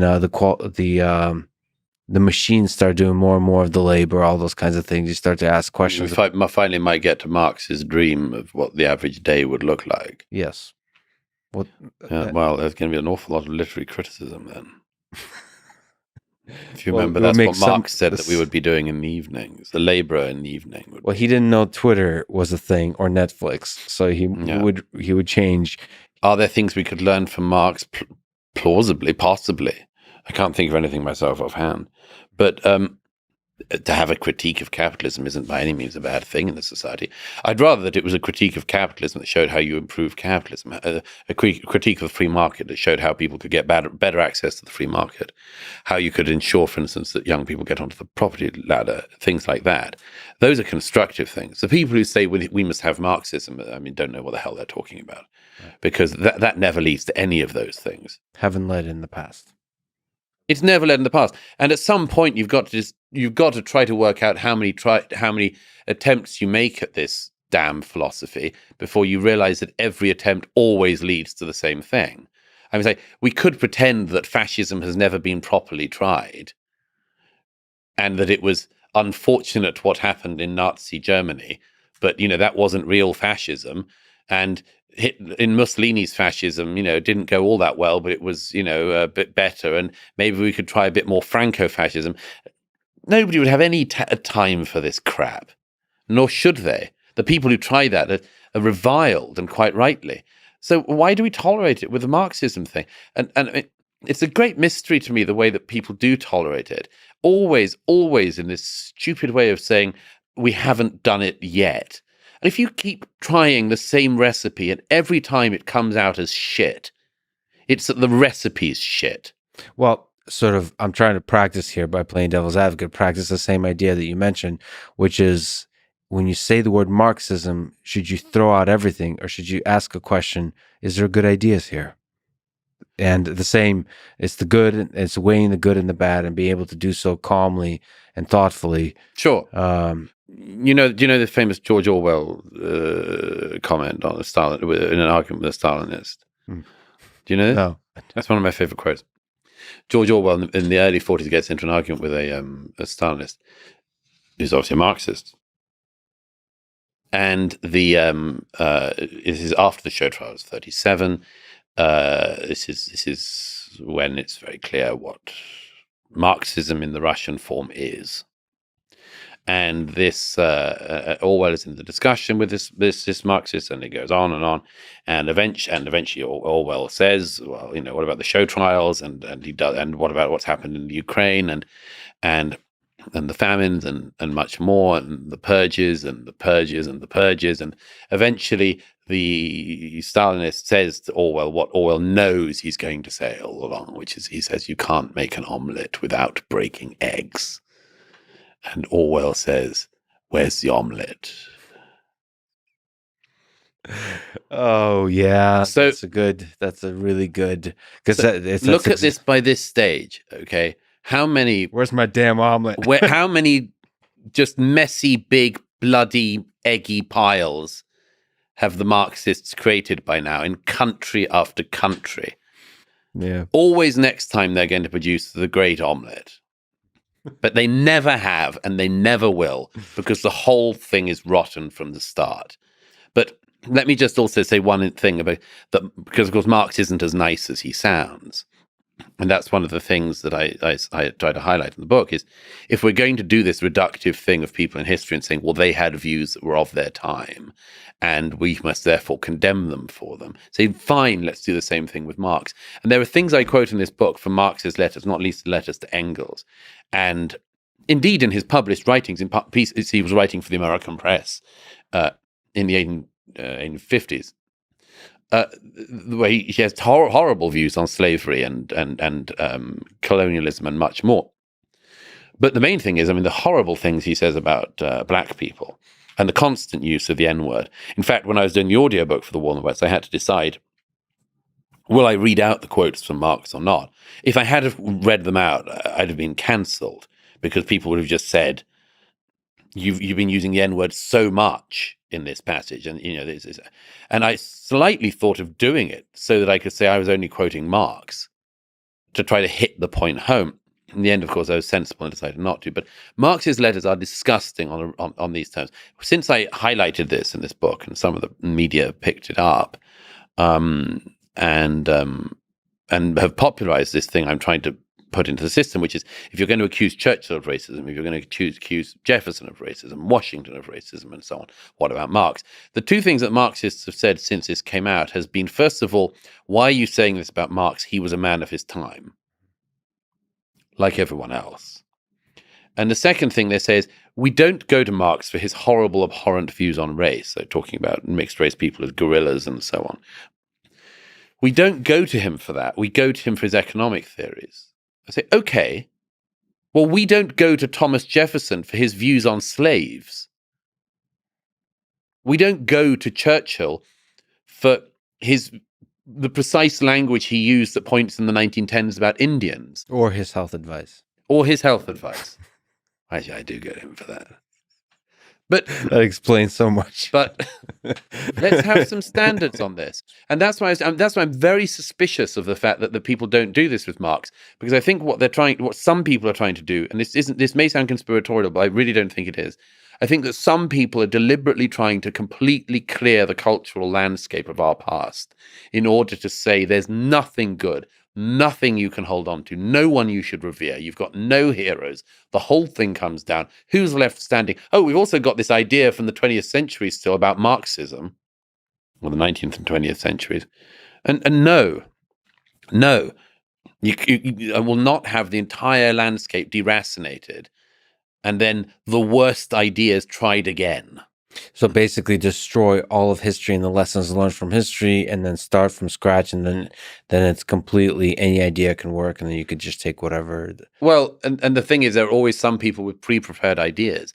And I mentioned this also with the post-colonialists. The post-colonialists were really interesting because when the European powers were moving from Africa and the Far East, post-colonial movements had one obvious move they could have done, which was to say, since the European powers have left, we will return to a pre-colonial life, which in some of their places would have mean returning to slave markets and slave ownership and slave selling and much more. But put that aside for a second. They could have said, we have an indigenous culture which we will return to. Almost uniformly in the post-colonial era, you had figures like Frantz Fanon, you had European intellectuals like Sartre, who said, the Western powers are retreating from these countries, and therefore we should institute in these countries what but Western Marxism. Well, it's not obvious to me that like the bad ideas would be the ones that emerge, but it's more likely that the bad ideas would emerge in this kind of context when you erase history, when you erase tradition. When you erase history and you leave some ideas deliberately uninterrogated. Sure. I mean, as I say, find me 1 in 100 American students who've heard of any of the communist despots of the 20th century. I mean, name recognition there was a poll done a few years ago in the UK, and like name recognition among children, school children, for Stalin, let alone Mao. I mean, Mao, who kills more people than anyone. 65 million Chinese, perhaps. How many students in America know what Mao was, who he was, where he was? Nothing. Or the atrocities committed. Where the atrocities were committed. And I worry about that because it means that we might have learned one of the two lessons of the 20th century. We think we've learned one of the two lessons of the 20th century. We actually haven't learned that lesson. We've learned a little bit of it. And we've not learnt the other one at all, because that's why we still have people in American politics and elsewhere actually talking about collectivization and things as if there's no problem with that and as if it's perfectly obvious and they could run it and they'd know exactly where to stop. What are the two lessons of the 20th century? Fascism and communism. Oh. Yeah. I mean, I'm not exactly sure what exactly the lessons are. No, it's not clear. If the lessons were very clear, we'd be better at it. Well, one is your book, broadly applied, of the madness of crowds. That's one lesson. Well, how so? Meaning like large crowds can display herd-like behavior. Yes, be very suspicious of crowd. Yeah. In general, I mean, you apply it in more to modern application in a sense, but that's rooted in history. That crowds can, when humans get together, they can do some quite radically silly things. Elias Canetti is very good on that, crowds and power. And Eric Hoffer, who is a sort of self-taught, amazing, not to say autodidactic writer, The True Believer and so on, he was extremely good on that. But the reason I mentioned the two things, we should have realized that the two nightmares of the 20th century, fascism and communism, that we should know how they came about. And we're interested in learning how one of them came about, fascism. And we know some of the lessons, like don't treat other people as less than you because of their race. That's one lesson. But and we've done some good at learning that. But the second one, not to do communism again, not to do socialism, I think we're way away from knowing, because we don't know how it happened, and the little temptations are still there always. Look at people saying, "I'm going to expropriate your property." If people do things they don't like, say, we can't wait to take your property. Well, there's an appealing sense. Okay, every ideology has an appealing narrative behind it that sells the ideology. So for socialism, for communism, is that it seems unfair that the working class does all of this work and gets only a fraction of the output. It just seems unfair. So you want to make if they do get a fraction of the output, yes. Yes. And so it seems to be more fair if we increase that. If the workers own all of the value of their output, and things that are more fair seems to be a good thing. I'd say, well, yeah. I mean, fairness is. I like fairness as like a justice. Term. No, I much prefer fairness because it's a much easier thing to try to work out. It's quite amorphous itself as a concept, but everyone can recognize it. So, for instance, should the boss of the company earn 1 million times that of the lowest paid employee? Doesn't seem fair. Should they earn maybe 5 or 10 times the salary of the lowest employee? Yeah, possibly. That could be fair. There are certain sort of multiples which are within the bounds of, reasonableness. I think actually that's the much bigger problem in capitalism at the moment, as I see it, is the not untrue perception that a tiny number of people get accrue a lot of the benefits, and that the bit in the middle has become increasingly squeezed and is at danger always of falling all the way down to the bottom. I mean, I think in the snakes and ladders of American capitalism, for instance, it's a correct perception to say that the snakes go down awfully far. If you tread on the snake, you can plummet an awfully long way in America. And the deal in the game was that the ladders took you high. And there's a perception, and again, it's not entirely wrong, that the ladders system on the board is kind of broken. So what you're saying is you're a Marxist. I'm not saying I'm a Marxist. You heard that here first in the in the out of context blog post you're going to write about this. I get back to this point. The way to critique capitalism, if it's gone bad, is to get better capitalism. Yes. Free markets where they're not fair should be made fair. Never decide that the answer is the thing that has never produced any human flourishing, i.e. Marxism. So as you describe in The Madness of Crowds, the herd-like behavior of humans that gets us into trouble, you as an individual thinker and others listening to this, how can you, because all of us are amidst crowds, we're influenced by the society that's around us, by the people that's around us, how can we think independently? How can we, if you're in the Soviet Union at the beginning of the 20th century, if you're in, I don't know, Nazi Germany at the end of the 30s or the 40s, how can you think independently? Given, first of all, that it's hard to think independently, just intellectually speaking, but also that it's just becomes more and more dangerous. So the incentive to think independently under the uncertainty that's usually involved with thinking I mean, it's a silly thing to say, but on Twitter, there's a cost to be paid for going against the crowd on any silly thing. Well, we can even talk about, what is it? Will Smith slapping Chris Rock. There's a crowd that believes that that was unjustified or something. I forget what the crowd decided, but I don't.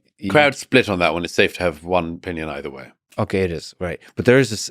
You put it very nicely that there's clearly a calculus here, and that you can measure on Twitter in particular. You can measure kind of the crowd, a sense of where the crowd lays. Michael Jackson.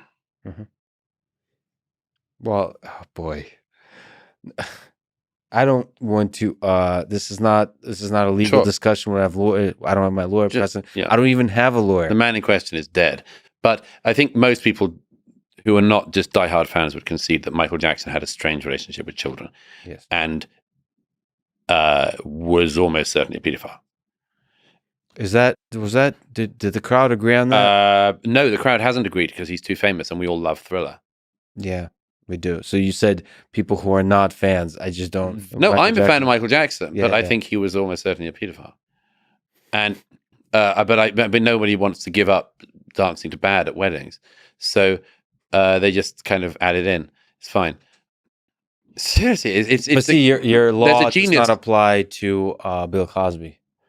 Oh, that's well. He wasn't. He was, of course, one of the most famous people in America. Yeah. But maybe he wasn't regarded as talented. Oh, wow. There's depth to this calculation. Yeah. There's a genius opt-out in all cultures. There's a genius opt-out in all cultures. Look at Lord Byron. Lord Byron shagged his sister. Doesn't affect his reputation. In fact, if anything, it kind of adds to it. But then again, this kind of war against the West, genius is actually makes you more likely, or no, to get canceled. So if you look at the genius of Thomas Jefferson, well, yes, because if you haven't done anything remarkable, nobody will come looking for you posthumously. Okay. Yeah. Oh, so genius can get you in trouble eventually. Life. Okay. Sidle through life with nobody noticing. Be totally harmless, and then die, and hope you haven't used any carbon. But you were asking about how to survive the era of social media, as it were, and the crowds. Yeah. And there's a very simple answer to that. Don't overrate the significance of the unreal world. Oh, come on! But this is still human psychology because you want to fit in. Why? Because you like people, and why not just like a small number of people and ignore the rest? Yeah, that's what I do. Well, I actually like most people. This isn't a general thing. Yeah. I don't have detestation for most people at all. Most people I enjoy speaking with and being with. Mm-hmm. But in terms of storing your sense of self-worth in absolute strangers, big mistake. Yeah. Well, this turned into a therapy session because for me, and I think I represent some number of population, is I'm pretty self-critical. I'm looking for myself in the world, and there is a depth of connection with people on the internet. I mean, I think there's a shallowness of it. It's shallow connection. Interesting. I put it this way: if you became very ill tomorrow, would any of them help on the internet? No. Good. That's a good test. Yeah, it's a good test. But then at the end of the day, yeah, you're right. Your very close friends would help. Family would help. Yeah. Yep. And perhaps that's the only thing. You can't store significant amounts of trust or faith or belief or self-worth in places which will not return it to you. Okay, so let's talk about the more extreme case, the harsher case. When you talk about the things you talk about in the war on the West and madness of crowds, I mean, you're getting a lot of blowback, I'm sure. As for the listener, you just shrugged lightly with a zen-like look on your face. So you don't.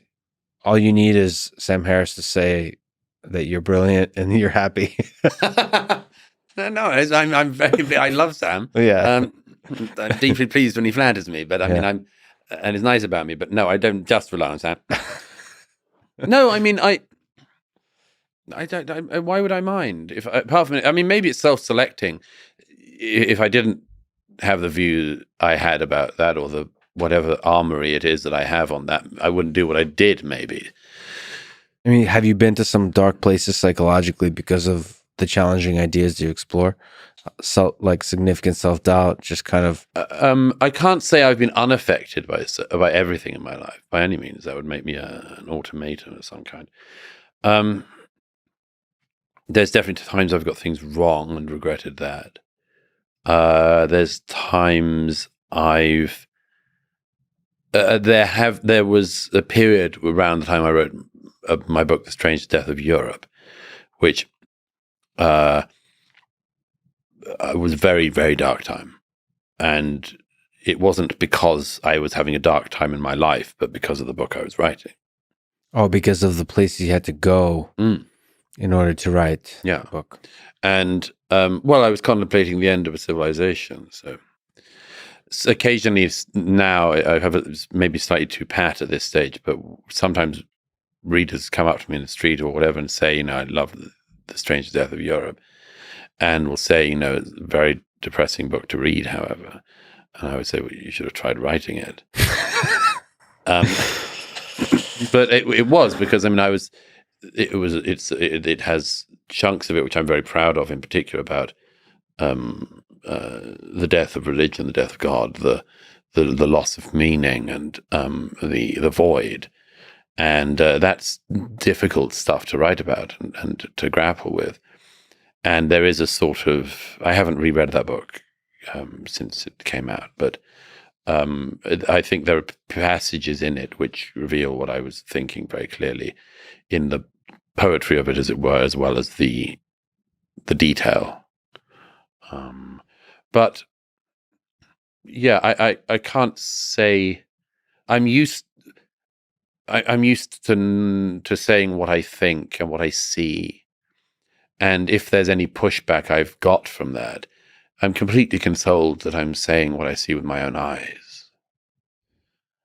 That's your source of strength, is that you're always seeking the truth as best you see it. Well, I can't agree to go along with a lie if I've seen something with my own eyes. Do you ever, so speaking of Sam Harris, and I mentioned to you offline, a lot of people, I talk to a lot of smart people in my private life on this podcast, and a lot of them will reference you as their example of a very smart person. So given that a compliment, do you ever worry that your sort of ego grows to a level where you're not, what you think is the truth is no longer the truth? Is this kind of, it blinds you? And also, on top of that, the fact that you stand against the crowd often, that there's part of it that appeals to you, that you like to point out the emperor has no clothes. I get a certain thrill from the friction. Yeah. That sometimes both your ego and the thrill of friction will get you to deviate from the truth and instead just look for the friction. Could do for sure. I try to keep alive to that. I mean, early in my career, I realized that, for instance, I didn't want to make enemies unnecessarily, any more than strictly necessary, because there was a very large number of already necessary enemies. And I remember once, I won't go into the details, but I already had one sort of thing I'd done that week, and then another thing came out, and I just thought, I can't do that. And I remember thinking, don't be the sort of person who's forever creating storms. And I tried to make sure I wasn't. And I think I've pretty much stuck to that. But to answer your question, well, the first thing is I'm as confident as I can be that I wouldn't fall into the trap you described for two reasons. I mean, one is that I don't think of myself as a wildly intelligent person. Partly because I'm very, very aware of the things I know nothing about. I mean, for instance, I have almost no knowledge of the details of finance or economic theory I mean, the real details. I don't mean the big picture of the kind that we were just discussing earlier, but I have, if you put the periodic table in front of me, I would struggle to do more than a handful. Yeah. I am very conscious of huge gaps in my knowledge, and where I have gaps or chasms, I tend to find I have a disproportionate admiration for the people who know that stuff. Like, I'm wildly impressed by people who understand money, really understand it. You know, they sort of think, "How the hell do you do that?" And the same thing with biologists, medics, stuff I just know very little about. And that's a source of humility for you, just knowing that. Yes, I mean, I think, well, I'm okay on that gaps. stuff, but I mean, oh, Jesus, if you got me onto general knowledge, I would say that thing some years ago. There's a thing in the UK called University Challenge. I don't know. If and I was asked some years ago onto there's a sort of like celebrity one of former students of the universities or colleges asked to go back for like the Christmas special, and I was asked to be one of the people from my old college to go back and compete in the sort of celebrity alumni one. And the only reason I actually wanted to do it was because I discovered that Louis Theroux had been to my college before my time, and he'd agreed to be on the team, and I thought, well, I'd love to meet Louis Theroux. That'd be great fun. And anyhow, and I said, well, I really don't want to do it. And they said, come on, you'd be great. I said, I wouldn't. I'd show myself up to be a total asshole and ignoramus. And as it was, I sat down in my flat and I watched some past episodes of University Challenge. And I realized I'd have just sat mute for the whole half hour. I just couldn't. The first question was about physics, and the second one was about. As it was, I watched the one, and I could answer the first 2 or 3 questions of the one that actually went out because they made it a bit simpler. But I mean, I'm terribly conscious of and I said to the producers, I said, I can't go on because I mean, I just couldn't answer the questions. These unbelievably smart students seem to be able to answer on a whole range of things. So I'm perfectly aware of my limitations, and you contemplate your limitations too. Yeah, and they're forever before me. You know, they're not hard to find in an average day. And then on top of that, I suppose it's in a way, you know that line from Rudyard Kipling's alternately brilliant and slightly nauseating poem "If." There's a line. You just enjoy a good poem, can you? Well, no, it's not. I can enjoy a great poem. Yes, but I mean a good poem. Yes, this is slightly off. But this goes to your criticism of Dostoevsky. Okay. Take Douglas's criticism with a grain of salt. So maybe I've read at too many memorial services and things. Sure, but that line is a good piece of advice. If you can learn to meet triumph and disaster and greet these two impostors just the same. Yeah, that's a good line. It's a good line, as Kipling often done. An amazing turn of line.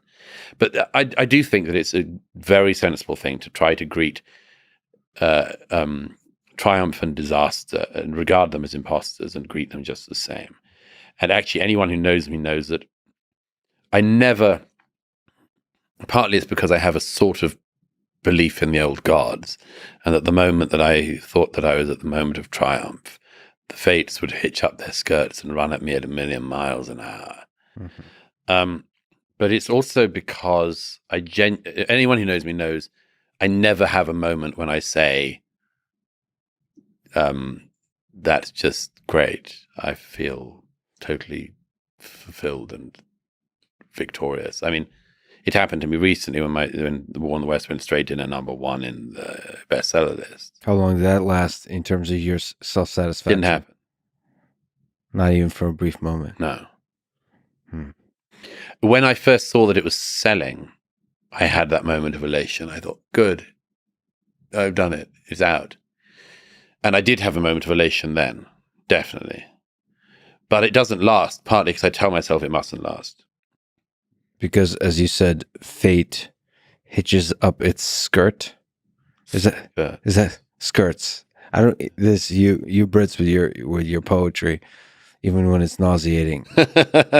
As of 2022, this year, What's your final analysis of the political leadership and the human mind and the human being of Donald Trump? I sort of avoided this for years. Just talking about Trump. I tried to avoid talking about Trump for years. It's the same reason I tried to avoid writing about Brexit. Do you think that Trump, just sorry on a small tangent, do you think the Trump story is over, or are we just done with volume 1? I've no idea. The people I know who know him say that he's running. And I think that in general, Republicans have a choice in front of them. One friend put it to me recently, said, you've got to go in with your toughest fighter. And I understand that instinct. And I also think it's a very dangerous instinct, because what if your toughest fighter is also your biggest liability? What's the best way to get out the Democrat vote in 2024 than to have Donald Trump running? And the people that are doing the war in the West are pretty tough fighters. They are. And I'm cautious about this because I know every way I tread it's dangerous. But let me just be tread frank. Gracefully. I'll tread as gracefully as I can. In my Wellington boots. In my galoshes. Here's the thing. I think everybody knows what Trump is. I think we all knew for years. And I feel sorry for the conservatives who had to pretend that he was something he wasn't. I felt sorry for the ones who had to pretend that, for instance, he was some devout Christian or a man of faith or a man of great integrity or all of these sorts of things. Because I mean, in the public eye for years, it had been obvious that wasn't the case. But he has something extraordinary. One thing is a method of communication that you've just got to say was unbelievable. In one fundamental way that you can't look away for some reason. Can't look away. I mean, I mean, watching him clear everyone out of the way in 2016 was thrilling, because those people needed clearing away. You know, I was just horrified. What, America's going to give us another Bush? What's so great about this family? America's going to give us another Clinton. We're going to get to choose between a Clinton and a Bush. Mark Stein said, we'll just wait for the day the Clintons and the Bushes intermarry, and then we can really have a monarchy again. So I was very pleased to see him clear them away. I was very pleased to see him sort of raise some of the issues that needed raising. I thought it was a sort of breath of fresh air, and I wished it wasn't him doing it. And then there was the question of him governing, and it was just perfectly clear he didn't know how to govern. What he did have, however, what he does have, is an incredible ability to fight. And some of the forces he was arraigned against, or were arraigned against him, my gosh, they would have taken down anyone else. I mean, if they'd have probably done some similar BS against Ted Cruz if he, or Marco Rubio, they'd have said, as some people have admitted, they'd have accused all these people of racism and misogyny and everything else as well, just like they did Mitt Romney, just like they did John McCain. But Trump was the one ugly enough and bruisey enough to fight. And also a willingness or a lack of willingness to play sort of the civil game of politics, sort of, at a party when like politeness gets you in trouble. Yeah, I mean, you show up and everybody's polite, and you just out of momentum want to be being polite, and all of a sudden you're on an island with Jeffrey Epstein, and it gets you into a huge amount of trouble. But so Trump has these sort of extraordinary qualities, but I just, look, he screwed up during his time in office because he didn't achieve as much as he should have done. Now, you could say that about every president, but I refuse to acknowledge that 2 years when he had both houses at the beginning, he just didn't know what levers to pull. I mean, he was sitting in the office behind the Oval Office tweeting, watching the news. I'm sorry, that's not a president. And he couldn't fill and didn't fill positions because people knew, people who were very loyal to him, he would just, he'd get them to do something loyal and then destroy them. And I think, and then we get onto the thing about, and here we get onto the, what of course is very, very fractious terrain, but I covered the 2020 election, and I was traveling all around the States, and I went to Trump rally and all sorts of stuff. And I was in DC on election night, and and it got very ugly at one point in so-called Black Lives Matter Plaza, when it looked like Trump might win when Florida came in. I could feel the air got very, very heated, and like some Antifa people started getting into black bloc and this sort of stuff. And I thought, this town is going to burn, if Trump wins. And in the aftermath of the vote, I was willing to hang around in Washington for a bit, and then I saw it was going to drag on. And I saw some of his people and others, and people told me they had great evidence of vote rigging and all this sort of thing. And I'm afraid I'm one of those people who doesn't believe that the evidence that they've presented is good enough to justify the claim that he won the election. And people say, have you seen 2,000 mules? And have you seen this? Look, the evidence isn't there that the election was won by Donald Trump. Yeah. And I think that what he did on January the 6th was unbelievably dangerous. And, here it is possible for us to hold two ideas in our head at the same time. January the 6th was not nothing, nor was it an insurrection, an attempt to stage a coup. And there's a vanishing number of people in the US, or as Eric Weinstein said, it's like this is the roof that you have to walk along, and like the sides are very steep. Yeah. If you fall off either side. Is there some sense, given the forces that are waging war in the West, you said this feeling, perhaps because of Antifa or something else, that this town is going to burn, and maybe a continued feeling that this town is going to burn with the January 6th events. Are you worried about the future of the United States in the coming years because of there's a feeling of escalation? Sure. Is that just a war of Twitter, or is there it's real? Is there a real brewing of something? Oh, it's real. And how?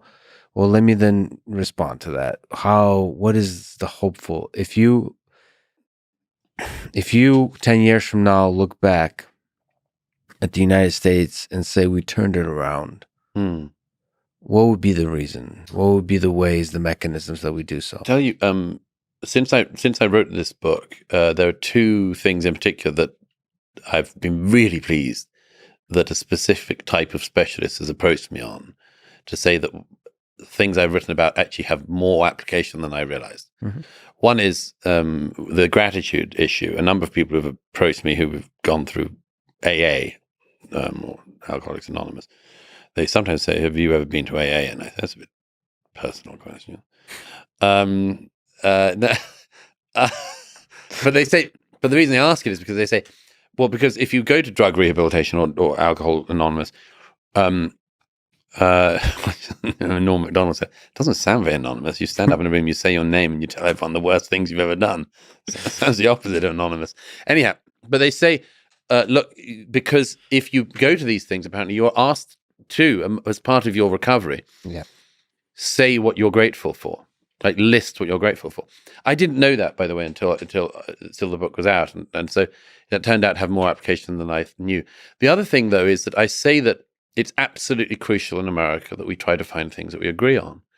And a couple of times since the book came out, I've been approached by people who are marriage counselors. But we've also said, have you ever been through marriage counseling? Again, that's a very personal question. Stop asking me personal questions. No, but I said, well, why? And they said, well, because this is one of the things that we do in couples therapy, is try to find things you agree on. And I think this is very important in America.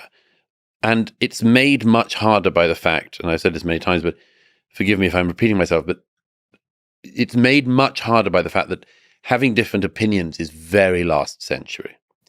Now we all have different facts, or at least the two sides have different facts. One half of the country, roughly, or let's say 40%, 30%, whatever you want to put it, with a tired minority in the middle.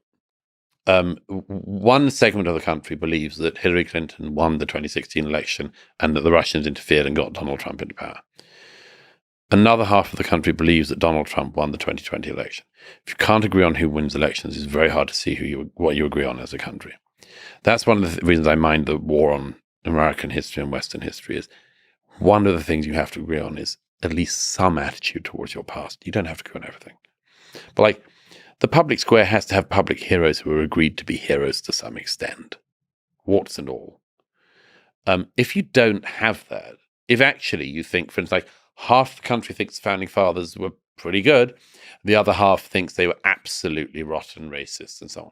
If half the country basically thinks it would have been better if Columbus had taken a different turn, never found America, gone back home and said, I don't know, nothing out there, that would have been better. And the other half's pretty glad in the end that we've got America. You've got to agree on something.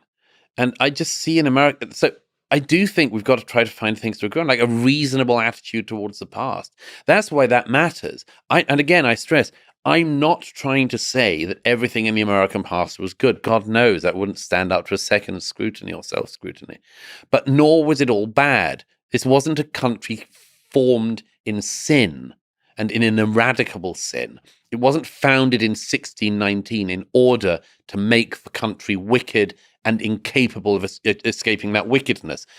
These are things that will matter enormously in the years ahead, because if you can't agree on anything, including who your heroes are, like the whole thing is just one massive division, and we'll see what I think we're already seeing, which is people basically going to states where it's more like the life they want to live. And some people say to me, well, that's okay, and the genius of the founding is that it allows for that. That's possible, but it's also, it eradicates part of what has been American public life, which is the ability to look at each other and discuss face to face. And I see things like this bomb placed under America the other week with the Supreme Court leak, the draft leak, as being just a further example of that. I'm very, very worried about it in America. And because if America screws up everything else in the world goes. Yeah, there's the degree to which America is still the beacon of these ideas on which the country was founded and has been able to live out in better and better forms, sort of live out the actual ideals of the founding principles versus with the desire to improve. Yeah, constant. An imperfect union. Yeah. Well, so I generally have hope that people want to sort of, in terms of gratitude, people are aware of how good it feels to be grateful. That it's a better life psychologically. The resentment is a thing that destroys you from within. So I just feel that people will long for that and will find that. And that's the American way. Some of the division that we reveal now has to do with new technologies like social media. Yes. That kind of is a small kind of deviation from the path we're on, because we got a new toy, but just like nuclear weapons. Yeah, which are relatively new. Yeah. But we need to find reasonable attitudes towards these things. And that's why I say, like, it matters how you imbibe feedback on social media, because we're all going through it to some extent. Yeah, we're learning, and we've got to learn how to do this without going mad. I say this as my minimalist call to friends in this era was, the main job is not to go insane. Yeah. Yeah. And like walk towards sanity. Because, I'm sure there's a Hunter S. Thompson quote in there. Like, insanity on the weekends can be at least fun. Okay. Do you have advice for young people that just put down their TikTok and are listening to this podcast in high school and college about how to have a career, how to have a life they can be proud of? It's a very broad question, but of course, I can give specific advice for people who want to be writers and so on, but that's a bit niche, maybe. Writers will be very interesting. Sorry to interrupt. Also, how to put your ideas down on paper and think the ideas, develop them, and have the guts to go to a large audience, especially when the ideas are sort of controversial or dangerous or difficult. Well, the main thing to do is to read. When I was a schoolboy, I'd ever have a book in my pocket. the side pocket of my jacket or in a side pocket and would read. And that wasn't just because I was swattish in some way, but because I discovered, probably at some point in my early teens, I discovered something. I wrote about this once.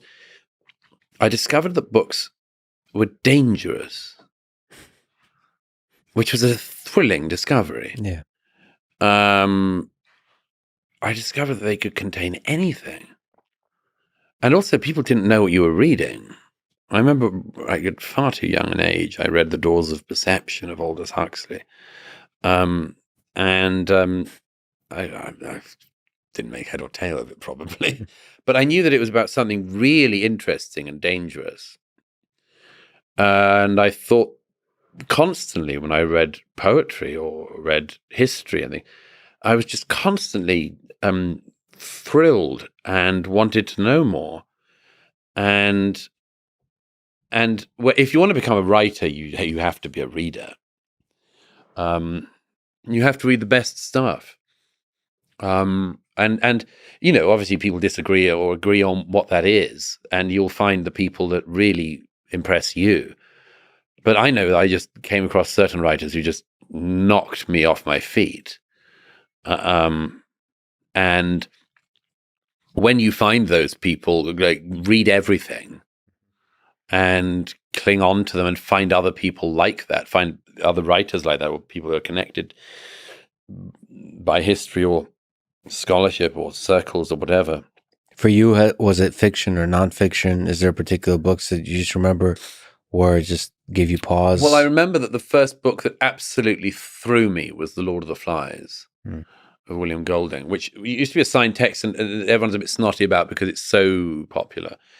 But I was thrown because I think it was the first adult book I read, in that I had been used to the world of children's literature, of everything ends up fine in the end. The lost all get found, And this was the first book I read where that's not the case, where the world turns out differently. And I remember for days afterwards, I was just in a state of shock. I couldn't believe what I'd just discovered. And partly because I sort of intuited it must be true. Mm-hmm. And of course, that is not to say that the Lord of the Flies, there's lots of scholarship on what children do in the situation of being on the island and whether they do congregate. And anyhow. But yes, that was a sort of introduction to the adult world. And it was shocking and thrilling, and I wanted more of it. It was dangerous. And it was dangerous. And then, of course, when I became interested in sex, let alone when I realized I was gay, I realized books were a very, very good way to learn about what I was. And that was even more dangerous in a way. And I thought, blimey, nobody knows what I know. And you discovered sex? That was an invention in books? What do you mean? No, nobody what knows I mean what I is know. nobody. No. What I mean is that one of the things that gay people have when they're growing up is that you have this terribly big secret, and you don't think the world will ever know. You hope the world will never know, and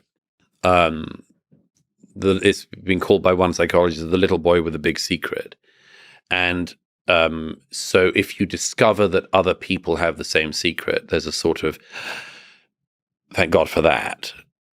But I mean, that's just a version of what everybody gets in reading in a way, which is the thrill of discovery that somebody else thought something you thought only you'd thought. I mean, one of the greatest thrills in all of literature is when a voice comes from across the centuries and seems to leave a handprint, It makes you feel a little bit less alone because somebody else sees the world the same way, is the same way. That's what C.S. Lewis is said to have said.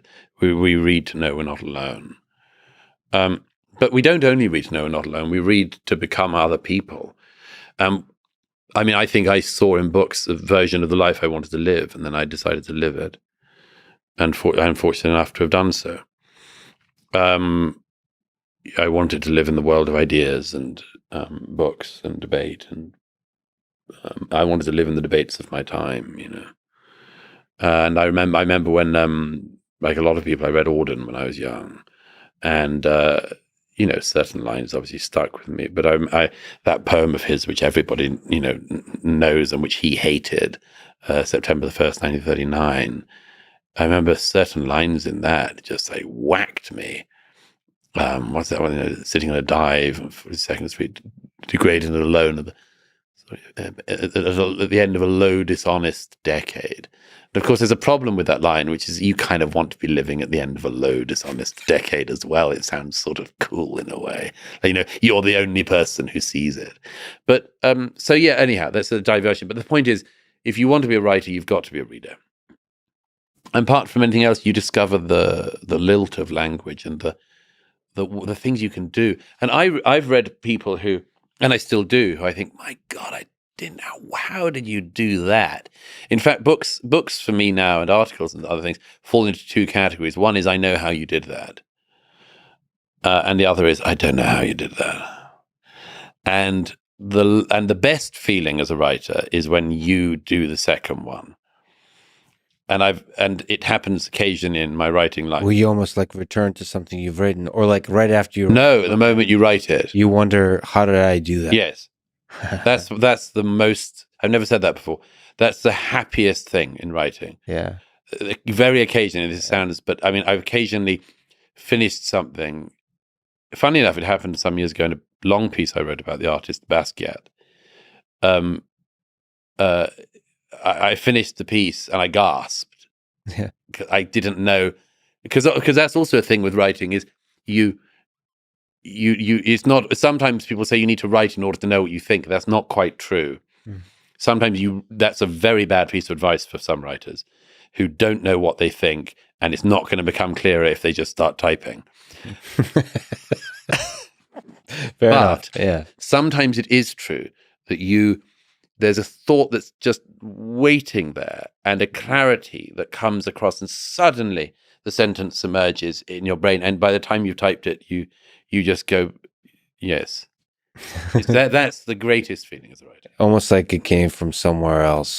That's what Bakunin says about, you know, what's the moment. It's Tom Stoppard's favorite quote about, you know, Bakunin saying what happens in the moment where the writer's pen, when he pauses, where does he go in that moment? Yeah.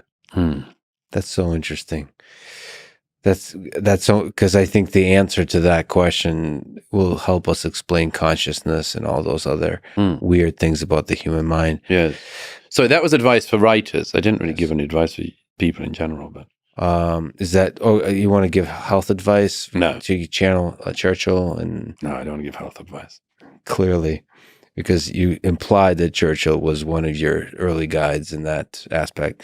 So when you discovered your sexuality, let me ask about love. Far too personal of a question to ask a Brit, but what was that like? And broadly speaking, what's the role of love in the human condition? Sex and love. And for you personally, discovering that you were, and maybe telling the world that you were gay. I'm on very perilously personal. I do actually have a sort of rule that I don't talk about my personal life, but rules are meant to be broken. Okay, well, I'll break it a little bit. Okay. The one of the ways in which growing up and realizing you're gay differs from growing up and being straight is that it's almost inevitable that your first passions will be unrequited. Oh, wow. I never thought about that. Yeah. Now, that's not to say, I mean, you know, there's plenty of unrequited love among young men for young women for young men. There's plenty of, you know, that. But it's almost inevitable if you're gay that your first, passions will be totally unrequited, because the odds are that the person in question will not be gay. So the experience of love is mostly heartbreak. It's heartbreak. And disappointment. That heartbreak can be beautiful too. Formative. Well, again, it comes back to the thing of if you're a writer or something, because you can always do something with it. That's why all writers are sort of not to be trusted. Yeah, I didn't trust you the moment you walked in here. No, I mean, it's a famous problem with writers, because you always think, well, I could use that. It's dangerous. It's a dangerous thing, and all writers should. It's almost like a drug, right? No, it's not like a drug. It's the fear that all things, even the greatest suffering, it could be material. What's the danger in that exactly? That seeing the material in human experience, you don't experience it fully. You don't experience it fully, and you might be using it. I had a friend who wrote a poem about a friend who died in a motorcycle accident in Sydney in the 60s. And he said he knew that the moment he was told about his friend's death, a tiny bit of him thought, I could use this for a poem. And he did, and the poem was wonderful. But there's always that slight guilt for writers of, am I going to use that? Anyhow, that's a divergence. Life is full of guilty pleasures, and I think that's one of them. Because if you feel that guilt, really what you're doing is you're capturing that moment, and you're going to impact the lives of many, many people by writing about that moment, because it's going to stimulate something that resonates with those people because they had similar kinds of memories about a loss and a passion towards somebody that they had to lose. So don't, guilt there is a good sign, perhaps. A more obvious perhaps problem is reporting from war zones or bad places and wanting to find bad stories because it's useful. And there is a definite guilt you get from that sort of thing. Like the worse the situation, the more useful. And anyhow, no, so that's sort of the only difference that happens from growing up being gay. And it means that most, certainly in my generation, most gay men came to sexual or romantic maturity later. And there's lots of explanations of that, maybe being one of the reasons for perceived or otherwise promiscuity among gay men, which is, I think, more easily persuaded by the fact that gay men behave like men would if women were men. That's one explanation, but it's both a feature and a bug that you come to sexual flourishing later in life. Mm-hmm. That could be seen as in the trajectory of human life, that could be a positive or a negative. Yeah. But what's, broadly speaking, is the role of love in the human condition, Douglas? Well, it's the nearest thing we have to finding the point. What is the point? What's the meaning of life? Let's go there. So what's the meaning is a hard one, of course. Where is the meaning is slightly easier. And I'd say that everyone can find that. You gravitate towards the places you find meaning. Now, there's a conservative answer to this, which is quite useful, and it's certainly more useful than any others, because the conservative answer is find meaning where people have found it before, which is a very, very good answer. Yeah.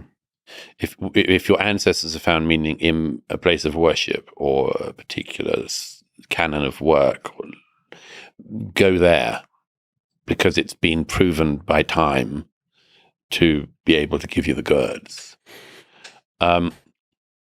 Much more sensible than saying, hey, I don't know, discover new ways of meaning. But love is probably the nearest thing we can have to the divine on earth. And of course, the problem of what type of love we mean is an issue. Well, that goes to the fact that you don't like definitions anyway.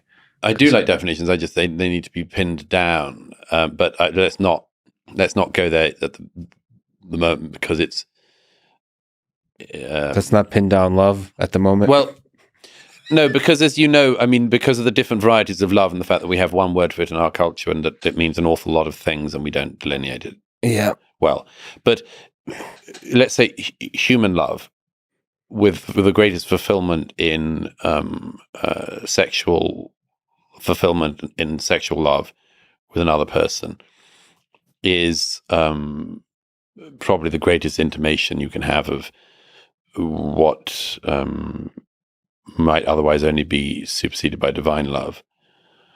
And it's the sense that all young lovers have, which is that they've just walked through the low door in the garden and found themselves in bliss. And that there's a beautiful, beautiful poem of, can I read it to you? Yes, please. I'll try to find it. There's a beautiful poem of Philip Larkin's, which slightly says what I'm trying not to duck your question by referring to other people, but maybe that's the best way to answer the question. Could be. Is to read read a poem. So there's a poem by Philip Larkin called High Windows, which is remarkable because he came to sexual. He was straight, but he had a rather unhappy sex life. But he came to sexual fruition in the 40s and 50s, with all the hell that involved, and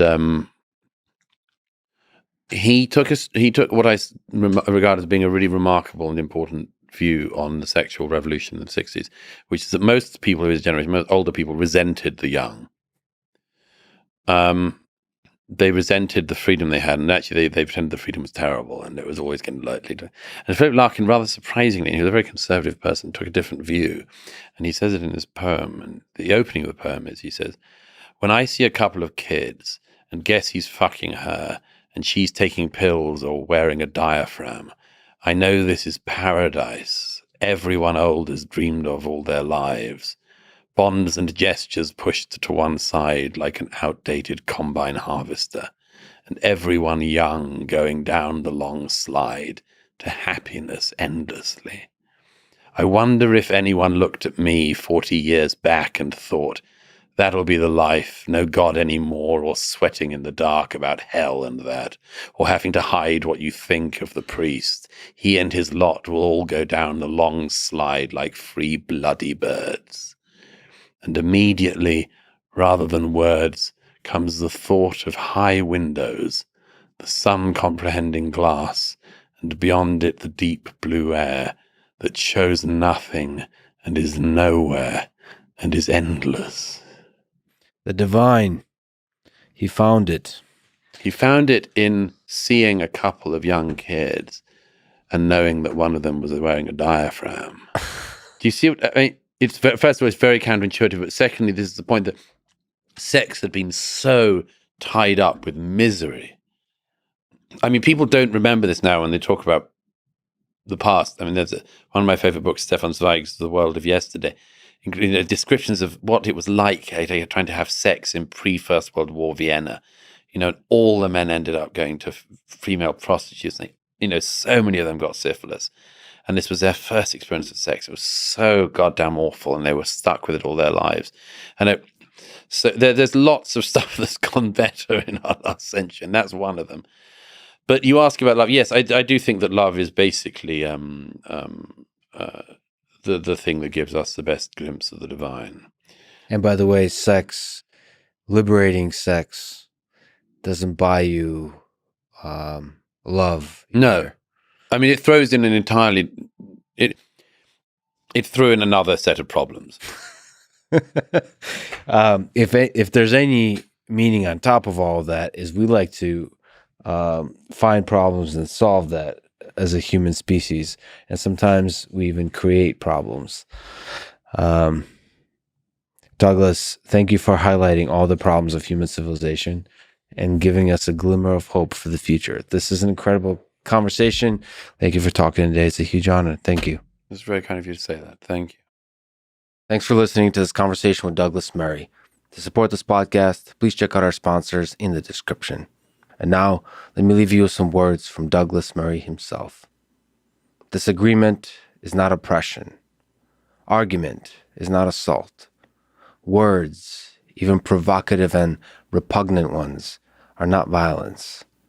The answer to speech we do not like is more speech. Thank you for listening, and hope to see you next time.